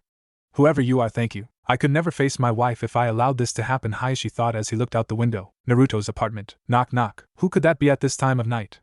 The Jinchuruki asked, getting up from his meditations. Opening the door, he saw his friend and a smaller girl. Looked like the two were related. Hello, Hinata-san, what brings you here? The blonde asked. I'll explain in a bit. Can we come inside, Naruto? The older girl said. Sure, make yourselves at home. Want any tea?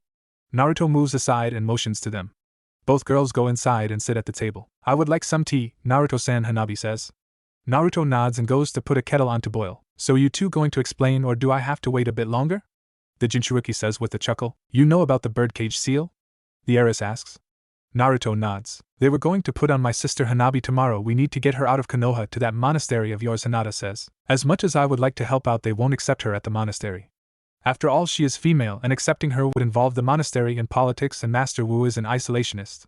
I do have one other option. It's not really one I want to use, but to prevent that seal from being proliferated, I will. The former monk says with a solemn air. Other option? The heiress asked, cautious. My father was a man of some standing within the village. He has a compound on the outskirts of town. Right now I'm the only one who can get in there, but I can place Hanabi there for a few weeks until we get a better plan. Worst comes to worst, I can formally claim my inheritance and place her under my clan's protection, Naruto says, standing up. The blonde moves to get some tea and places some in front of all of them. Who was your father? Hanabi asked, not understanding. Who else do you know that has blonde hair and blue eyes like me? The Jinchuruki says with a smile. You mean your father is the Yandane? The heiress said, spewing out her tea as she connected the dots. Yes, he is, but I do not wish to claim that name yet. I am strong, but not as strong as I would like to be. And I really don't feel like having IWA Jonins trying to kill me just yet, the blonde says without a hint of sarcasm. So then you will hide my sister in the Namake's compound? The older girl says, hoping that she's right. Hi, my order created that seal for criminals, not so that a family could enslave itself. The former monk said seriously. Hanabi, I have to get back to the compound. You can trust Naruto. He's never lied to me or betrayed me. The heiress told her sister, but Wonchan, the younger girl, sensed an evil presence around Naruto. Hanabi-san, I will do everything in my power to keep you safe. You have my word as head of the Namake's and adept of the divine path. The blue-eyed boy said. But what is that evil inside you then? The ex-Hyuga asked, still scared. So you can sense it? Strange, most never awaken their chakra sense to that level so early. The former monk said, holding his chin into a thinking pose. What is she talking about? Hinata was confused. Naruto, seeing no help for it, decided to tell his friend about the demon inside him. Hinata-chan always deals with things better when she's curious. Best to ask then, answered the Jinchuruki, thought. Tell me, how does one kill a demon? Naruto asked. What does that have to do with anything? The heiress said, still confused. Bear with me. The answer is that one doesn't. The power to kill such things has been lost to humans. The best we can do is to seal or purify them. However, demons like the Kyuubi cannot be sealed in mere objects. It requires a human. In most cases, a newborn child. When the Kyuubi attacked all those years ago, my father sealed the demon inside me. That demon is what you sense, Hanabi-san. Don't worry, it doesn't control me. It and I are enemies at best. The former monk said, taking a mental breath and preparing for the worst. What? That's what you've been hiding from us, why? The pale-eyed girl said, shocked at what Naruto held and hurt that her friend hadn't told her the truth earlier. There is nothing you can do about it. It is my duty to bear this burden. I didn't want to worry you about it. The blonde said quietly. We will discuss this later. For now, we need to make sure my sister is safe. I trust you, Naruto, but if she gets hurt, then Kami herself won't be able to stop me from hurting you, understand? The heiress said, glowering at her friend, who, possessing the survival instinct of all males, nodded furiously. Hanabi, stay safe. I will find a way to bring you home again. The blue-haired genin said, wrapping her arms around her sister. Hanabi hugs her sister as she fights off tears. The older girl breaks the embrace and with a sad smile leaves the apartment. I will bring you to my clan's compound tomorrow. Tonight we wait. Your family will not let you escape easily, Hanabi-san. We must be careful. The blonde said, clearing away the dishes. Hanabi felt what little was left of her resolve crumble at the boy's words. Her family was hunting her in order to imprison her with the seal. Her family that she had always counted on had abandoned her. Naruto returned to see the young girl racked by sobs. There, it's going to be alright, the blonde cooed as he held his now adopted sister. The sobs continued long into the night. The next morning, wake up, Hanabi-chan. We have lot to do. A soft voice reached the young girl's ears. Hanabi woke up briefly confused until she remembered the events of the previous night. Today she was going to the Namake's compound to hide, even though she didn't know where the compound was. Naruto-san, where's the Namake's compound? I've never seen it, the pale-eyed girl asked. Well, my ancestors were a rather paranoid bunch. They actually found a natural underground cave and put the compound in there. That, combined with the old man's seal mastery, means that no one who doesn't have some Namake's blood in them can get in without my help. The bigger question is how to get there without you being seen, the former monk said with an air of detachment. What do you mean? Hanabi knew that she could trust the boy in front of her from her sister's words. But she still didn't know him very well. Well, your former family, they won't like the idea of anyone with Byakugan not under their control. So they are probably searching for you right now. Discreetly, of course, wouldn't do for the most powerful family in Konoha to lose face over one of their own. The blonde said. Former family? The young former Hyuga didn't like where this was going at all. Until your sister takes control of the Hyuga, it would be best if you didn't think of yourself as one. I know that's hard to accept, but the blue-eyed boy said with a shrug. Hanabi was a smart girl for her age and mentally knew that her new guardian was right. However, the mind and the heart do not always agree. I may not use that name, Naruto-san, but I am a Hyuga and always will be. The younger girl said fiercely, causing Naruto to chuckle. Training you is going to be fun, isn't it? The former monk said rhetorically. Training? The pale-eyed girl said confused. Yes, her guardian was a ninja, and from the way he acted a former monk, so he could train her, but why would he? For better or worse, you have a degree of spiritual awareness not seen for many centuries. In order to protect your mind and soul, I will train you how to control that awareness. The blonde said seriously. What do you mean mind and soul? Hanabi said, a little afraid of the answer. There are things, for lack of a better term, that walk around this world. Normally they cannot affect humans and vice versa. However, people like you they can affect. It's the only way for them to affect our world. The fact that they can see but never touch has driven most of them mad. You do not want one of them possessing you, so to prevent that you will be trained. The former monk said, staring into her eyes as if trying to see something that wasn't there. So any benefits from having this awareness? The young girl asked, exasperated. Some. You will be able to read the flow of battle better than all but the most seasoned warriors, and you can detect other beings with demons inside them. Other than that, I can't say. I really don't know enough about yours or Konoha's history to answer. The Jinchuruki said, holding his hands up in apology. I just had to adopt her as a sister, and she doesn't know because the Namikaze oath isn't known outside of the clan, the blonde said. Although he didn't like his father, he did accept that it was for the best, and that he should continue the tradition of his family. Alright, let's get to your compound. I have to get used to this eventually. The young ex-Hyuga said. Naruto nodded and led her out of the apartment. On my back. Speed is our best defense, the former monk said, kneeling. Hanabi gave a sigh and climbed on. Flying over the rooftops, the Jinchuruki was expanding his chakra sense to avoid anyone who might be looking for his charge. When did Naruto let the girl off at the compound entrance? Pulling a kunai, the blonde cut his palm and placed it on the entrance seal. As the portal opened, 2 Hyugas arrived. Naruto grabbed Hanabi and threw her into the portal before cutting it off. You will return the girl to us. The first Hyuga said. I don't think so. The blonde retorted lazily, setting into a stance. You will do so or you will be destroyed, peasant. The second Hyuga snarled. Well then, let's see what you can do. The former monk said, pulling out his collapsible staff and fusing it with chakra. You truly think you can stand against the greatest taijutsu in Konoha? The first Hyuga said, incredulous. Won't know till I try. Naruto said with a smirk. The 2 Hyuga attacked, their palms glowing. Naruto dodged the first one's attack and took the second one's attack to the heart. Both Hyugas stopped, confident that their foe was dead. That lasted for about a second before the blonde attacked. The first one found his jaw broken from a kick, the other fell down having had his knee destroyed from the staff. Guess I can stand against the greatest taijutsu. You Hyugas rely too much on your bloodline and chakra to say you have the greatest taijutsu. The former monk said, shaking his head. Have to go get groceries for Hanabi-chan. When was I supposed to meet my team again? Oh, right about 9 o'clock, and then missions. Can't believe that D-ranks actually count as training according to Genma. Naruto's thoughts were interrupted by a shouted. You will pay for your transgressions against the Hyuga. As more clan members attacked. Oh, for the love of Kami, the blonde said, exasperated. The former monk's staff became a blur as he moved through the crowd of Hyugas. Sarutobi was having a good day. Paperwork was taken care of, Danzo wasn't being an ass, and the genin teams seemed to be well on their way to success. Walking through the clan district, he decided on a whim to go see the entrance to his successor's house, only to see one Uzumaki Naruto single-handedly beating half of the Hyuga branch house with nothing more than a glorified stick. Sighing as he rubbed his head, Sarutobi wondered why he always had to jinx it by thinking that he was having a good day. All of you stand down. The aged Kage barked. As you wish, Master Sarutobi, the Jinchuruki said, retracting his staff. Hokage-sama, this monster attacked us, we demand that you arrest him. One of the Hyugas, a main branch member, shouted. I defended myself as allowed by the law. Your men struck the first blow. The former monk returned the accusation levelly. In another world he would be screaming and trying to kill these men. However, his training held firm. You are hiding a fugitive from the clan. The same man said with a snarl. I am hiding one of my own. Naruto said with a do not fuck with me tone. You are a commoner, the Hyuga said, not picking up on the subtle hint to drop the issue. The blonde sighed. He had always felt that it would come to this, just not so soon. I am Naruto Namikaze, and I have formally inducted Hanabi Namikaze into my clan. The Namikaze heir said, doing his best regal impression. Lies, there are no more Namikaze. The same man kept digging his own grave. Tell me who else in the village had hair and eyes like my own? The boy said. Now that I think about it, he does look like the spitting image of his old man, but how did he find out? Sarutobi mused, waiting to see how this played out. That is not real proof, Naruto-san, merely circumstantial evidence, another Hyuga said, not really wanting to get the boy angry enough to start fighting again. Decided to try to use a little diplomacy. You are right that my looks are not real proof, but the fact that I can open the portal to the Namikaze compound is. Don't you agree, Master Sarutobi? The blonde acknowledged the point but sounded the death knell on the idea that he wasn't the master of the Namikaze. Naruto is telling the truth about his heritage, so by the laws your clan so stringently upholds. Hanabi Hyuga is no more, there is only Hanabi Namikaze, and that puts her out your reach. Unless you wish to formally revoke the clan protection charter.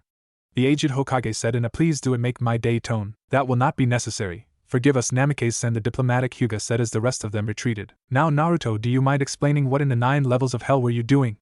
The professor of Konoha asked, still calm despite his words. I apologize for any difficulties I have caused you, Master Sarutobi. Last night a friend of Hanabi's brought her to me. The original plan was for me to get Hanabi to the monastery, but Master Wu would never allow it, so we came up with the plan of hiding her in my compound. Unfortunately, we were caught by the Hyuga, leading to what happened, the blue-eyed boy said with a formal bow to show his regret over what happened. I see, so you have formally inducted her into the clan? The old man asked, knowing that this was going to cause a lot of unwanted paperwork if the boy answered yes. I have, although she doesn't know that I have. The way the Namikaze's grant clan membership is very old and not used anymore. I was going to explain before I left for team training today, the Namikaze heir said calmly. I see. I can't blame you for protecting your friend's sister like that. However, try not to be so rash in the future, Naruto. Now, while I accept that your taijutsu and bojutsu are better than anyone, save for a specialist in those things, however, you will need a bodyguard. Not everyone is like the Hyuga and focus purely on taijutsu, and the other villages will move to either kill you or take you as their own. Sarutobi said, wishing for his pipe. I understand, Master Sarutobi. Who shall you assign as my guard then? Naruto was not happy about having a guard but understood that this was non-negotiable. A man named Yamato. I think he's powerful and capable enough to keep up with you, the Sandaime said after some thought. Alright, by your leave, Master Sarutobi, I have to go talk with Hanabi. I threw her in there rather haphazardly, the former monk said with a nervous smile. Go ahead. I'll go deal with the Hyuga, Sarutobi said, suppressing a groan. He hated dealing with the Hyuga. Naruto gave another bow and reactivated the portal. Namikaze's compound. Naruto-san? Where are you? Hanabi asked. She had found herself in a dark room. She couldn't see anything even with her Byakugan. Looking around, the young girl worried over how she was going to get out of here and whether or not Naruto was still safe. A flash of light appeared behind her as a portal opened. Sorry about that, Hanabi-chan. Hold on, let me find the light seal, the blonde said, appearing behind her. Waving his hand over a seal on the wall, the room became illuminated by glowing runes. Call me Hanabi-san, please. You may be my new guardian, but I don't feel comfortable being called that, the pale-eyed girl said. I am not calling my sister Hanabi-san. It's either Chan or Chin, your choice, the blue-eyed boy said, shaking his head. Sister? The ex-Hyuga stuttered. She had never imagined that this person would bring her into a new clan just to help a friend. When I swore that as a Namikaze I would protect you, I formally inducted you into my clan. By our laws and my views, you're my adopted sister. It is the only way to truly protect you. By law, any attack of you counts as an attack on the Namikaze, and that invokes the defense clause of the charter, the blonde said with a formal solemnity. I know the charter prevents the Hokage and the rest of the Konoha from directly interfering in the clans, but I've never heard of the defense clause. What is it? Hanabi asked, although losing the position of clan heiress years ago, had some training in inter-clan politics, and was curious about what could stop her family. I don't know too much about the charter itself, but the defense clause states that any clan that starts a clan war will have every other clan in Konoha declare war on that clan, the Jinchuriki said. So if my family attacks or tries to kidnap me, the young girl said, working out the implications of that. Correct, I will invoke the defense clause and the Hyuga will face every clan in Konoha. Your former clan is strong, but not strong enough to face all of us, the blonde said fiercely. Hanabi realized that her new brother would go to hell and back to protect her. I don't understand. Yes, he and my sister are friends, but this goes beyond friendship. He's willing to fight my entire clan for me. Why? What's his reason? The ex-Hyuga had to know. People just don't do things for nothing, do they? Why? Why are you doing all of this? It can't just be because of my sister, the pale-eyed girl asked. Your sister is part of the reason, but the bigger part is that it was the right thing to do.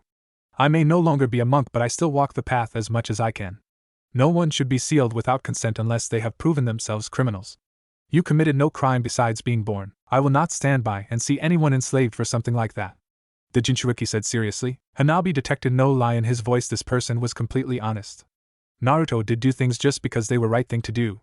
Hanabi had lost her sister and father, but she had gained a brother who would always stand by her. Not a fair trade by any stretch, but not the worst one she could have had. The young girl decided to ask one last thing to decide whether or not she would accept being a Namikaze. Oh, so then you're my big brother, the new Namikaze said quietly. If Naruto acted like he hated the idea or loved it too much, she wouldn't accept it. You had to work to be her new family, damn it. In a legal sense, and hopefully in a family sense as well. I like the idea of having a little sister. But this is all pretty new to you, so we'll take it slow. You can call me whatever you like, Hanabi-chan. Come on, let's get you settled. And Naruto sensed the test and answered it as best he could. Seeing his sister's huge smile, he guessed that he had passed. Hi, Nichan, the smiling girl said. And the two went off exploring. Team 10 training grounds. 3 hours later. Ard, where is he? A frustrated Ino shouted as she fell of the balance beam again. The two genin had been doing the physical training Naruto had outlined yesterday, and it was brutal. He had to take care of something from what the messenger bird said. Now calm down and do your katas like you were told to, the Senban chewing jonin said with an exasperated tone. We've been doing these damn katas for hours, the young blonde girl said. Ino-san, please control yourself. I am sure Naruto has a good reason for being late, the Aburame said.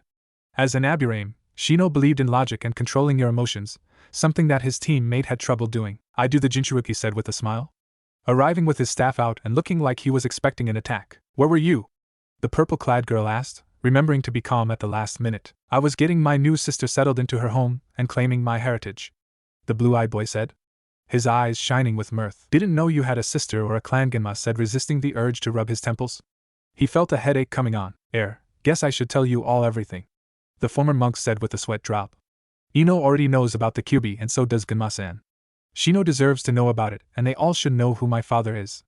Not like it'll be kept quiet anyway, the blonde boy thought with sigh. Please do, the Bugyu said, speaking for all of them. Well, Genma-san and Ino-chan already know about what I really am, so in fairness I'll tell you as well. 13 years ago the Kyuubi attacked Konoha. You were told it was killed by Yondaime. That is a lie. Humans do not have the power to kill one of the great demons outright. Yondaime chose a different path to protect the village. He sealed away the Kyuubi inside of me. The reason he chose me is because Yondaime wouldn't ask anyone else to give up a child when he had one himself. I am the Jinchuruki of the Kyuubi no Kitsune and the son of Minato Namikaze, the former monk said with a great deal of formality. So that is all? Shino said without visible reaction. That still doesn't explain how you have a sister, the other member of Team Genma said. I adopted Hanabi Hyuga into my clan in order to prevent the use of the caged bird seal on her. In order to make it stick, I had to tell people who my father was, the Jinchuruki said with regret. Great, just great. You know that now we have to train till we all drop. IWA and Kumo are not going to be happy, and when they aren't happy people tend to die, the Senban Chewing Jonin said, rubbing his forehead. He did not need this bad enough. He had the Yamanaka and Aburame heirs, now he had the last Namikaze too. I agree, Genma-san. Ino, Shino, they're no longer time to prepare you through using styles. You will learn to fight the way I did, Naruto said. How was that? The blonde girl said, frankly scared by the dead expression on Naruto's face. By having Brother Joe trying to kill me. Prepare yourselves, I will not hold back, the former monk said. What? Ino got out right before a spinning kick threw her away into a tree. The former monk was relentless as he attacked his teammates again and again. Slowly, almost imperceptibly, they improved despite the weights and seals working against them. Their speed, perception, and instincts grew. Alright, that's enough for today, Genma said after several hours. Damn, what do these teach these monks? The Jonin wondered. Naruto had, rather than using the nerve and pressure point strikes he normally did, had slipped into a more brutal style focused on external damage. It helped the learning process. Out came the moan from Ino. She had received a lighter assault than Shino, but she could still feel the bone-jarring hits. How hard is it to defeat Naruto? It's near impossible to drain him using my Kikai, and beating him in taijutsu is out of the question, the bug user said out loud. He had bruises in places that he hadn't thought could bruise. Doton, Shinjuzanshu no Jutsu, Genma said, trapping the former monk in the ground. What the? The blonde boy said, looking around. He couldn't move.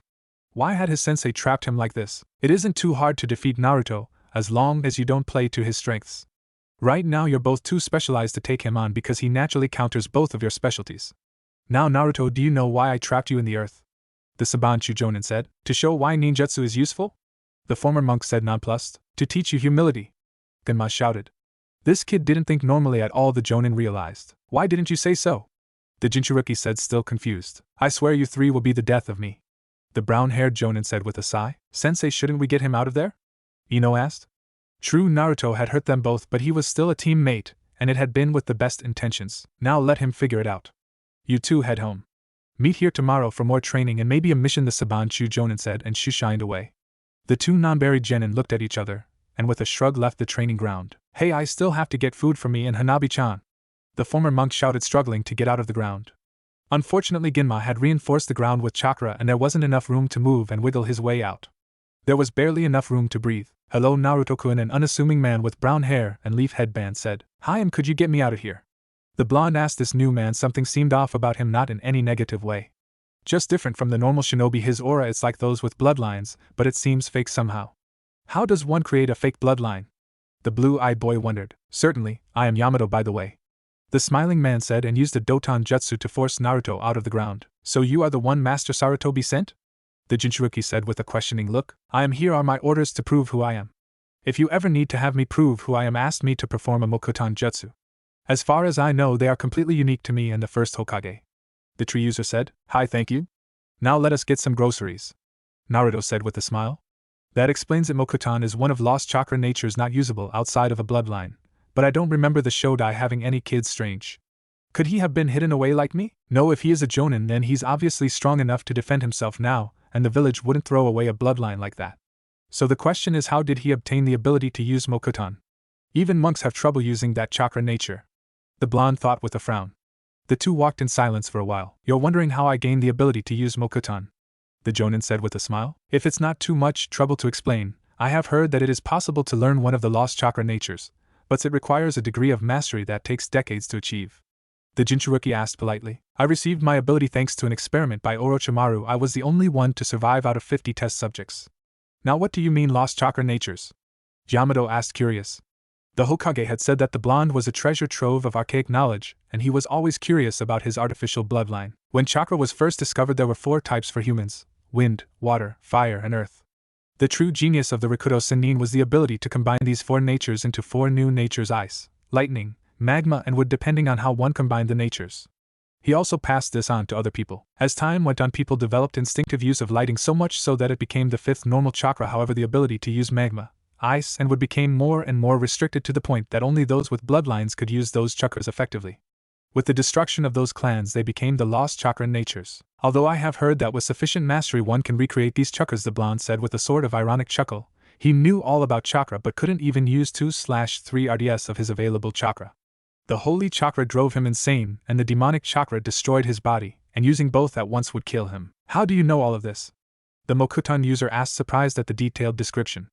It contradicted established knowledge, but it did explain some things. The monastery has records of many things, and to improve our control we learned the history of chakra, the whiskered genin said with a shrug. I see. Did this monastery explain why Mokuton is able to repress the bijus? The Mokuton user said half-jokingly. Demons are destruction and death incarnate. By using Mokuton you create life. Life naturally defeats death, and creation defeats destruction, so the blonde said, allowing his new friend to draw his own conclusions. That makes more sense than a lot of theories I've heard, the XANBU said, looking up at the sky for a moment. I think I'm going to like having you as my guard, Yamato, the former monk said. I think I'll like being your guard. The man known as Yamato said with a smile. Hyuga compound. Hinata Hyuga, do you have any idea what you've done? One of the elders asked. After some investigation, the council had determined that Hinata had been the one to spirit Hanabi away from them and into the hands of the Namikes. The Hyugas had not gotten along with Namikes, who had joined around the same time as they did. The existence of a clan who through hard work and seal mastery become their equals was irritating to those who prided themselves on their blood. I kept a promise to my sister, the heiress replied coldly. You have allowed the Byakugan to fall into the hands of outsiders. The branch house members will send their children to other clans. You have ensured the destruction of the clan. The head elder said with venom. No, I ensured the destruction of your clan. Hinata Hyuga was terrified inside but didn't let anyone see it. The emotionless mask she had cultivated was now perfect. It is our clan. Another elder said, shocked that the heiress would insinuate that she was not a member of the Hyuga. I refuse to associate myself with a clan that would enslave my sister for no reason other than tradition. I made a promise to my sister and mother that I would never allow any of my family to be sealed. I was taught that a Hyuga's word was irrevocable. Was I wrong? The blue-haired girl asked, masking her fear with distaste. No, a Hyuga's word is his honor, but what would possess you to make a promise like that knowing that the sealing was inevitable? Hayashi asked, playing the role of clan head. I had hoped that the council remembered my mother's words before her death. You know, the ones that foretold the death of our clan if the seal was kept in use?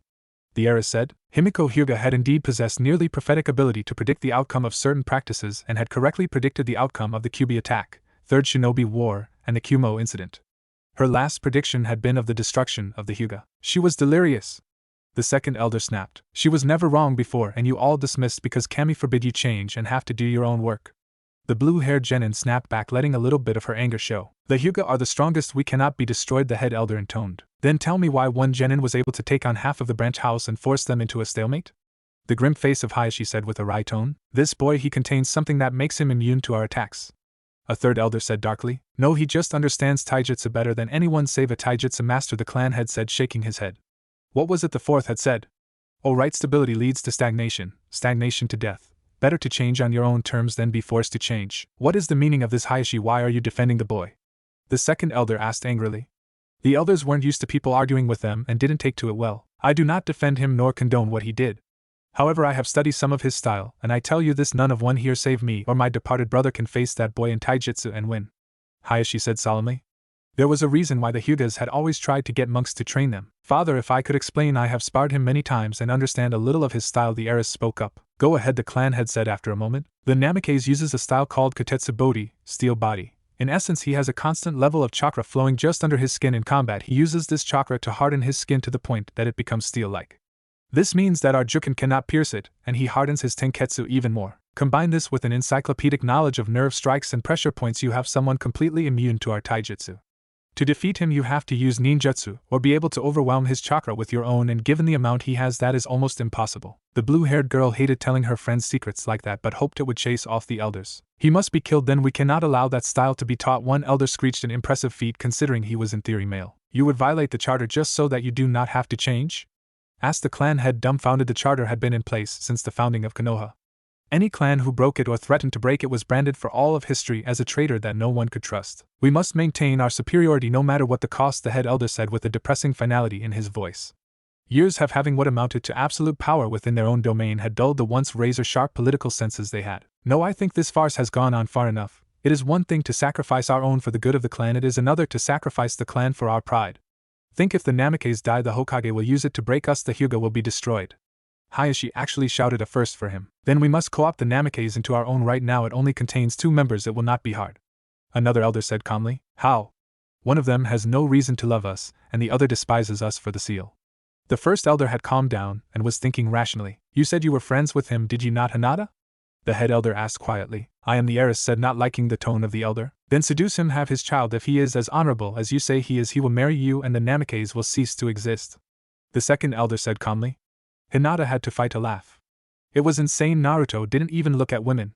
It was slightly irritating, but at the same time, Hinata actually trusted him not to be a pervert. You want me to seduce a former monk, one who has never received any form of teaching on girls? He doesn't think that way. To him, a girl is just a person with a different body.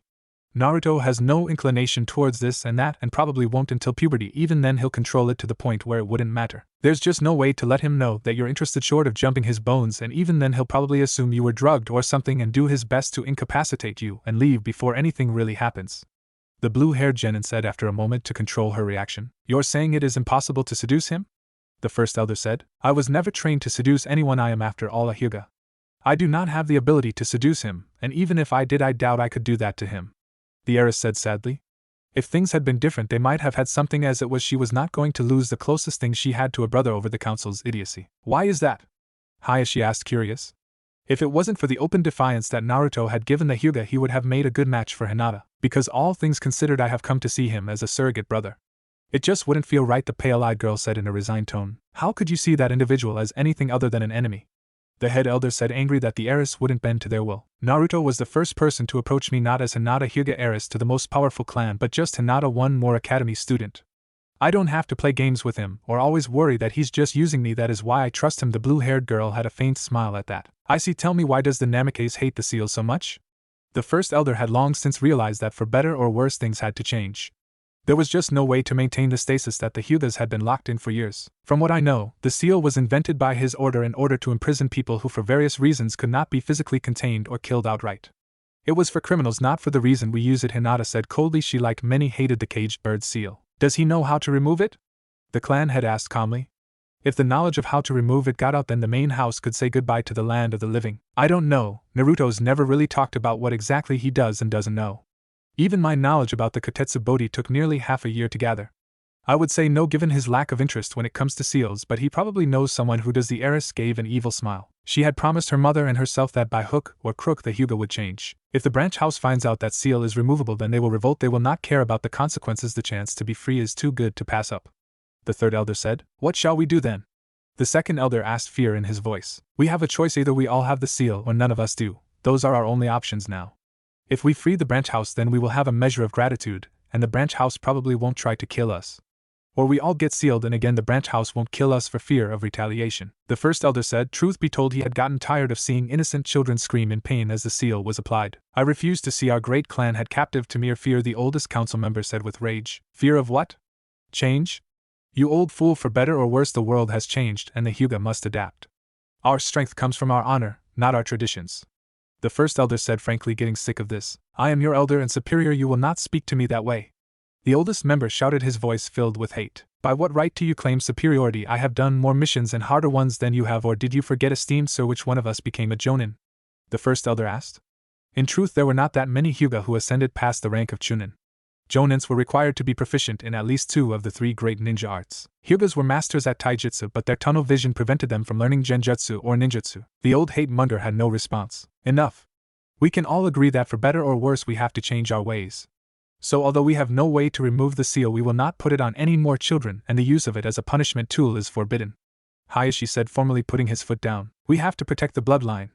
The third elder shouted. Thankfully he had stopped screeching. That is what we tell the masses. Do not insult us by saying that we need the bird seal for that. The head elder had realized that this was the end of his clan. A new one would take its place. What if Kumo tries to steal the Byakugan again? The second elder said with a confused tone, not really objecting but thinking out loud. We will ask Jiraiya to give us a proper blood seal, and that will be that. Do I make myself clear? The clan head said, letting a small portion of his formidable ki leak out. You can't do this! A fourth elder shouted. Honestly, since when do we Hyuga shout? Hayashi wondered. I ignored my wife's words once, I will not ignore them again. The days of absolute power resting with the main house are over. I will not allow this clan to be destroyed because of the council's pride. The clan head unleashed the full extent of his ki. The elders all abruptly decided that yes, Hayashi was right, and yes, they must do as the clan head demanded. It will be as you say, Hayashi-sama. However, as of now, we will not interact or welcome the Namikaze beyond what is required by the council. They are an anathema to all of us, the head elder said with a finality that was unstoppable. Declaring a clan anathema was one step short of open clan war, and in essence meant that the two were in cold war where each clan tried to get one up on the other. The Uchiha had declared one against the Senju during the Nidame's reign, and it had ended with the virtual eradication of the Senju, which in turn had led indirectly to the destruction of the Uchiha, but not many knew or realized that. Understood. Hinata, outside of formal team training and missions, you are not to go near the Namikaze, Hayashi said to his daughter. Hi father, may I be excused? The heiress asked. She had to be strong. No tears, not yet, not until she was away from the compound. You may. The grim-faced Hyuga's face softened. Given how close the two had been, he knew that he just hurt his daughter very badly. As much as I would like to have the Namikaze as allies, they have gone against us, and I have to give the elders something. Sorry, my daughter. The words are thought, but they will never pass his lips. It is not the way of the Hyugas to discuss feelings. Namikaze compound. So Enai-chan, what am I supposed to do all day? Hanabi asked offhandedly as they ate dinner. Meditate? The blonde said after a moment. With all due respect, Naruto-kun, I do not think an 8-year-old girl would want to spend the entire day meditating, Yamato said with a sweat drop. I have nothing to say to that. I meditated all day when I was her age, the former monk said partly to himself. You were training to be a monk, the Mokutan youth pointed out. Good point. Alright Hanabi-chan, what do you want to do? Naruto asked his sister. Unfortunately, Hanabi didn't have an answer for that. That was helpful, the Jinchuruki said. You could always send her to the academy, Yamato said with a laugh. I'd rather wait until I know how angry the Hyugas are at me and Hanabi, the blonde said quietly. They won't do anything overt, the ex-ANBU said with a frown. Yes, but I get the feeling that subtlety is one of their strong points, the former monk said. Honestly, he hated this political stuff, but he had promised his friend that he would help, and besides, Hanabi needed to be taught how to defend herself both physically and spiritually. There is also the matter of root, the Mokutan user said, still frowning. What? The new Namikaze asked. In theory it is a disbanded section of ANBU, but there are rumors that it still exists. If they do, they will try to use this situation to their advantage. The ex-ANBU said in distaste. Danzo, although at one point necessary to the village, had become more trouble than he was worth in his opinion. If only there was a way for me to stay here and train Hanabi while I went on missions. The former monk said, shaking his head. That made Yamato think for a moment. Yes, the Kage Bunshin Jutsu was forbidden, but only because of the risk of chakra exhaustion. Given his ward's immense chakra levels, that wasn't too much of an issue in this case. Tell me, Naruto-kun, do you know the Shadow Clone Jutsu? The Mokutan user asked, a sly smile creeping across his face. I only know the basic clone jutsu, the blonde said, looking at his guard. The Kage Bunshin no Jutsu allows the use to create physical flesh and blood clones. Given your enhanced chakra capacity, I believe you can make better use of this jutsu than anyone else can. If you would let me, I'll show it to you so that you can indeed be in two places at once. The brown-haired man said, smiling. Thank you, Yamato-sensei, the Jinchuruki said with a bow. I'm just a bodyguard. Come on, let me show you the seals, Yamato said as he began to teach them how to make a Kage Bunshin. Council room, 3 days later. I will not accept this individual as the son of Yandame. Hibana Haruno screeched. The council had been convened on what to do now that the heir of the Namikaze had been found. It was not going well. As opposed to what Haruno, a shapeshifter that magically has the Yandame's DNA? Asked Chozu Akimichi laconically. He had gotten tired of the civilian half of the council railroading things in circles. Calm down, all of you. The blood seal evidence is irrefutable. Naruto Uzumaki is in fact a Namikaze and thus clan head of the Namikaze. Which means that he can buy and sell half of Konoha at whim if he wished. Now all of you stop your stupidity. The third Hokage said, allowing a small fraction of his ki to leak out. For the god of the shinobi, a small fraction was equivalent to an A-class ninja's entire ability to project ki. So most of the civilians began to soil themselves in response. Sarutobi suppressed a smile. It is imperative that we make sure he is loyal to us, Kohara said formally. Naruto is loyal to his comrades and me. In his words, he has little reason to be loyal to the rest of Konoha, the Sandaime said quietly. Maybe this would make the civilians realize just how badly they had messed up. That is treason. The Haruno member screamed, her inner persona having fought off the effects of Sarutobi's ki. What did you expect, woman? We all know what he contains and we know how he was treated. Would you be loyal to a village that emotionally and mentally abused you for years? The blonde-haired head of the Yamanaka said with a dismissive scoff. What do you think, Hayashi? The scarred master of Root asked with a sickly smile. While the Hyugas have no love for the Namikaze, we are forced by circumstance to admit that Naruto, once known as Uzumaki, is indeed Minato's heir. Despite this, we will oppose any attempt to get him seated on the council, the grim-faced Hyuga said with scowl. He's too young for a council seat in any event. Hamura said with a shrug. He had nothing against the Namikaze boy but felt he needed a bit of seasoning before he became a counselor. True, but if he can bring the monks of MT Shaoshur to Konoha, it would be great. Some said thoughtfully. That will not happen. From Naruto's account, the monks are incredibly insular. The only time you will see them is when they go on their pilgrimages. They will not fight unless they are attacked. Which is not something I'd recommend after what they did in the first war, the old Kage said with a rueful chuckle. First war? Chozu asked his friend Shikaku in a low voice. During the first Great Shinobi War, Kumo decided that it was a good idea to attack the monks. We're not too sure what happened, but the end result was the destruction of a third of their army. Since then, all the major hidden villages have maintained a strict non-aggression policy when it comes to the orders, the elder shadow user said and muttered troublesome after answering. I still do not see why you allow them to stay within our borders if they are such a threat to us, Danzo said with a chuckle. Just a little more, and he could get Hiruzen to do something foolish. They are not a threat unless provoked. And how do you propose we get rid of them? Yes, it is likely that we would win a fight with them through superior numbers in the field. But to attack them in their own monastery is foolishness. They would devastate our forces.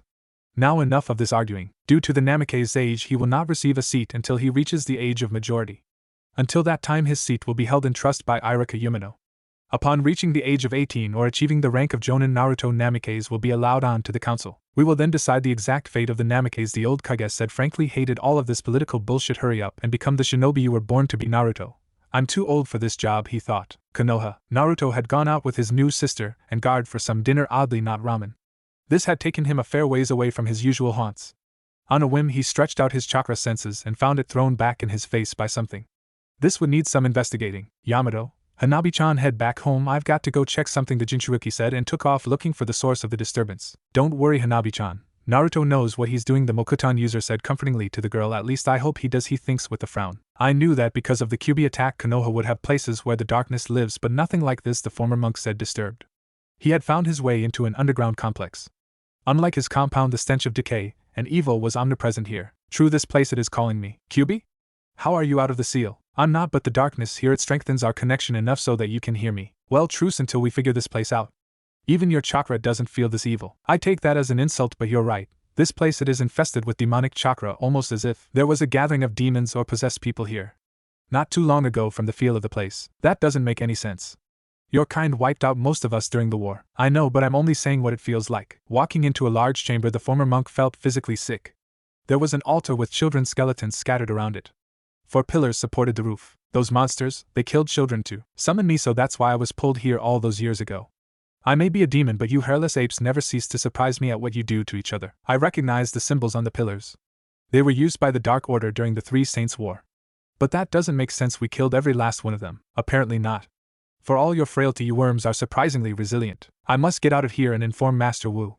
This place is beyond my skill to cleanse. You can cleanse my chakra, but you can't heal this place, you worthless monkey. The channel by which I cleanse you is already in place. There is nothing here for me to work with. I cannot create light without a flame. Is someone there? A voice called.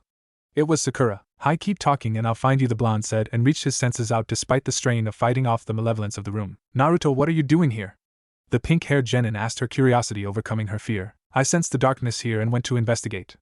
The former monk said calmly. Please get me out of here before they come back, Sakura begged as her terror came back full force. They? The whiskered boy said as he found his comrade chained to the wall. She had been beaten, and from the looks of it not for the first time. Concentrating his strength, Naruto snapped the chains and caught the pink-haired girl. The people who did all this, the girl whispered. We'll talk about it later after we get out of here, okay? Naruto said softly. I'm afraid that won't be possible, boy, a black-robed figure said from behind. Naruto recognized the robes. They were from the Dark Order. The ones had been the catalyst for the Three Saints War. You how? You were all destroyed in the war, the blonde said in shock. In truth, there were records of the Three Saints War, and the former monk knew the true history but was forbidden to speak of it unless the Dark Ones returned. The version he had given his friends was the official one, but not the real one. Fool, it's been millennia since the war. We hid and waited until the orders became weak. Now we will rise again, and this time the saints will not be able to stop us. The figure said, cackling. You were defeated once, it will happen again, the former monk said, shifting Sakura onto his shoulders. Prepare yourself, boy, it's time to die, the robed man said and attacked. Kage Bunshin no Jutsu. Naruto called and a dozen clones sprang into existence. Hold him off while I get Sakura-san out of here, the blonde commanded. Sure thing, Master Naruto, the lead clone said as they began to attack the figure. The figure grimaced. He hadn't counted on this. The boy was only moderately skilled, but his clones weren't trying to win merely by time, and they could do that. Naruto moved as quickly as he could. Speed was his only hope here, not stealth. Sakura, for her part, was scared but slightly annoyed at how she was being carried like a sack of potatoes. Curses, he's destroying my clones faster than I'd hoped, the blonde said as he ran towards the exit. What, you're not going to let him get us, are you? Sakura said, still terrified. Naruto shook his head. What had they done to her? There's the exit.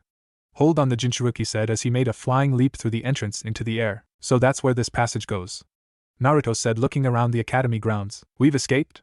I'm free? The green-eyed girl asked, not daring to believe it. For now, although that robed man, he worries me, the former monk said with a frown. Irony being what it is, the robed man arrived at that moment. You've annoyed me, boy, but not it's time for you to URKKK, the robed man gurgled and died as a tree root impaled his chest. Yamato-sensei, how nice of you to arrive, the blonde said, allowing a little sarcasm to seep into his words. It was rather difficult to track you. You know your sister's worried sick, the Mokuton user said with an exasperated face. I'll apologize later. We have to get Sakura-san to the hospital and talk to Master Sarutobi, Naruto said firmly. Don't leave me alone, the pink-haired girl said and grabbed a hold of her rescuer. The Jinchuruki was taken aback by her response. She seems rather attached, Naruto-kun, Yamato said with a chuckle. I think she's still afraid of being taken back to that place, the blonde said with a grimace. What place? The Mokuton user said, taken aback. The hatred Naruto apparently harbored for some place was immense. I will not speak of that until we see Master Sarutobi, the whiskered boy said firmly. Let's go then, Yamato said and watched as his ward put Sakura into a piggyback position on his back. Sakura-chan, we're going to see the Hokage. He'll make sure that those people don't hurt anyone anymore, the blonde said kindly to the girl who nuzzled into his back. This is strange. Sakura seems to be broken, the Mokuton user said with a frown. As a favor to Kakashi, he had once or twice watched her team for flaws. If what I suspect is true, then she probably is, the former monk said sadly. You have a lot of explaining to do, Naruto-kun, the XMBU said. Hi, I never expected this when I went to investigate, the Jinchuruki said with a frown. The trio made their way to the tower. Hokage Tower. I don't have time for your games, Chika-san, I must see the Hokage, the former monk said, distressed at the interference from the Hokage's secretary. You little brat, take the girl to the hospital and then go to the Hokage, Chika said with a frown. Right now I'm afraid to let her out of my sight, Naruto said. Chika, send them in. Call for a medic. If Naruto doesn't want to take her to the hospital, I'm sure he has a good reason, the old Kage interrupted the argument. Thank you, Master Sarutobi, the blonde said with a bow, which was impressive considering Naruto still had someone on his back. Brat, the secretary grumbled. Chika-san, please can't we be friends? The blue-eyed boy asked, trying unsuccessfully to use the puppy eyes technique he heard young kids used. No, Chika said unamused. Just thought I'd ask, the former monk said with a shrug as the trio walked into the Hokage's office. So Naruto, care to tell me why you're holding Sakura and what happened to her? Sarutobi asked seriously. He knew Sakura to a degree, highest book marks in the class but considered subpar at the rest of it. Still, this girl looked broken. As you know, as a monk and because of my burden, I'm more sensitive to things of a spiritual nature. Konoha still has deep scars from the Kyuubi attack and I have gotten used to sensing that. However, when Yamato, Hanabi-chan and I went to a different part of the village, I sensed something darker than the Kyuubi. I went to investigate. What I found is something that I had thought impossible, the blonde said and took a deep breath. Ages ago, before the time of the Rikudo Sennin, there were 4 orders of what we now call monks. These orders became the pillars of a true world government. Working in concert, they kept the land at peace. Yet the darkness within all men corrupted one of these orders. Believing that they were earthly gods, the 4th order released demons upon the lands and attempted to conquer the world. The other 3 orders united and resisted, led by 3 men who became known as saints. After a long and bloody war, these saints managed to destroy the Dark Order and, according to the scrolls, seal most of the demons away. Yet I found evidence that the Dark Order still lives, Naruto said with a frown. The Dark Order? I understand the name, but what do you mean they still live? The Mokuton user asked with a confused expression. My order is not proud of what happened in the 3 Saints' War. To prevent it from ever reoccurring, we eradicated the entirety of the 4th Order, killing every last member we could find, and we believed that we had got all of them. Or so we thought. I found a large cavern. It had a sacrificial altar and the symbols that the Dark Ones used to control and summon demons. Thankfully, most of the demons are gone, the former monk said with a wry smile. What did you mean, most of the demons are gone? Hiruzen said, quirking an eyebrow. The saints and their followers were strong enough to defeat all but the most powerful of the demons, specifically the 9-tailed demons. Ichibai the tanuki, Nibi the cat, Sanbai the turtle, Yambi the weasel, Gobi the wolf, Rokubi the falcon, Nanabai the bear, Hachibi the Ushioni and Kyubi the fox all managed to defeat and escape the sealing attempts of the saints. They are all that is left of the greater demons. But that is a tale for another time. More importantly, there are at least 2 more dark ones out there, the blonde said, frowning. Why 2 more? Yamato asked.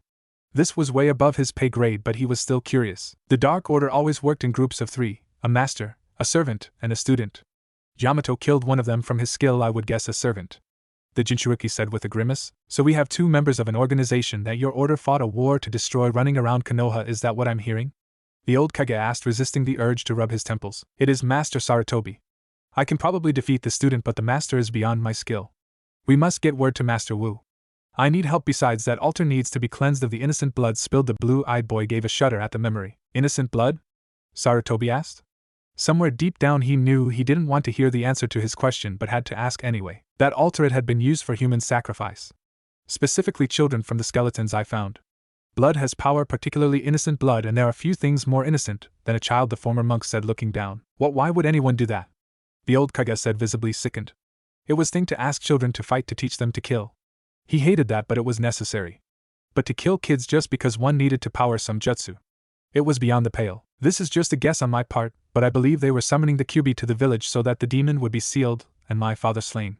Naruto said, getting control of himself and resuming his normal calm tones. You mean the Kyuubi was forced to attack Konoha?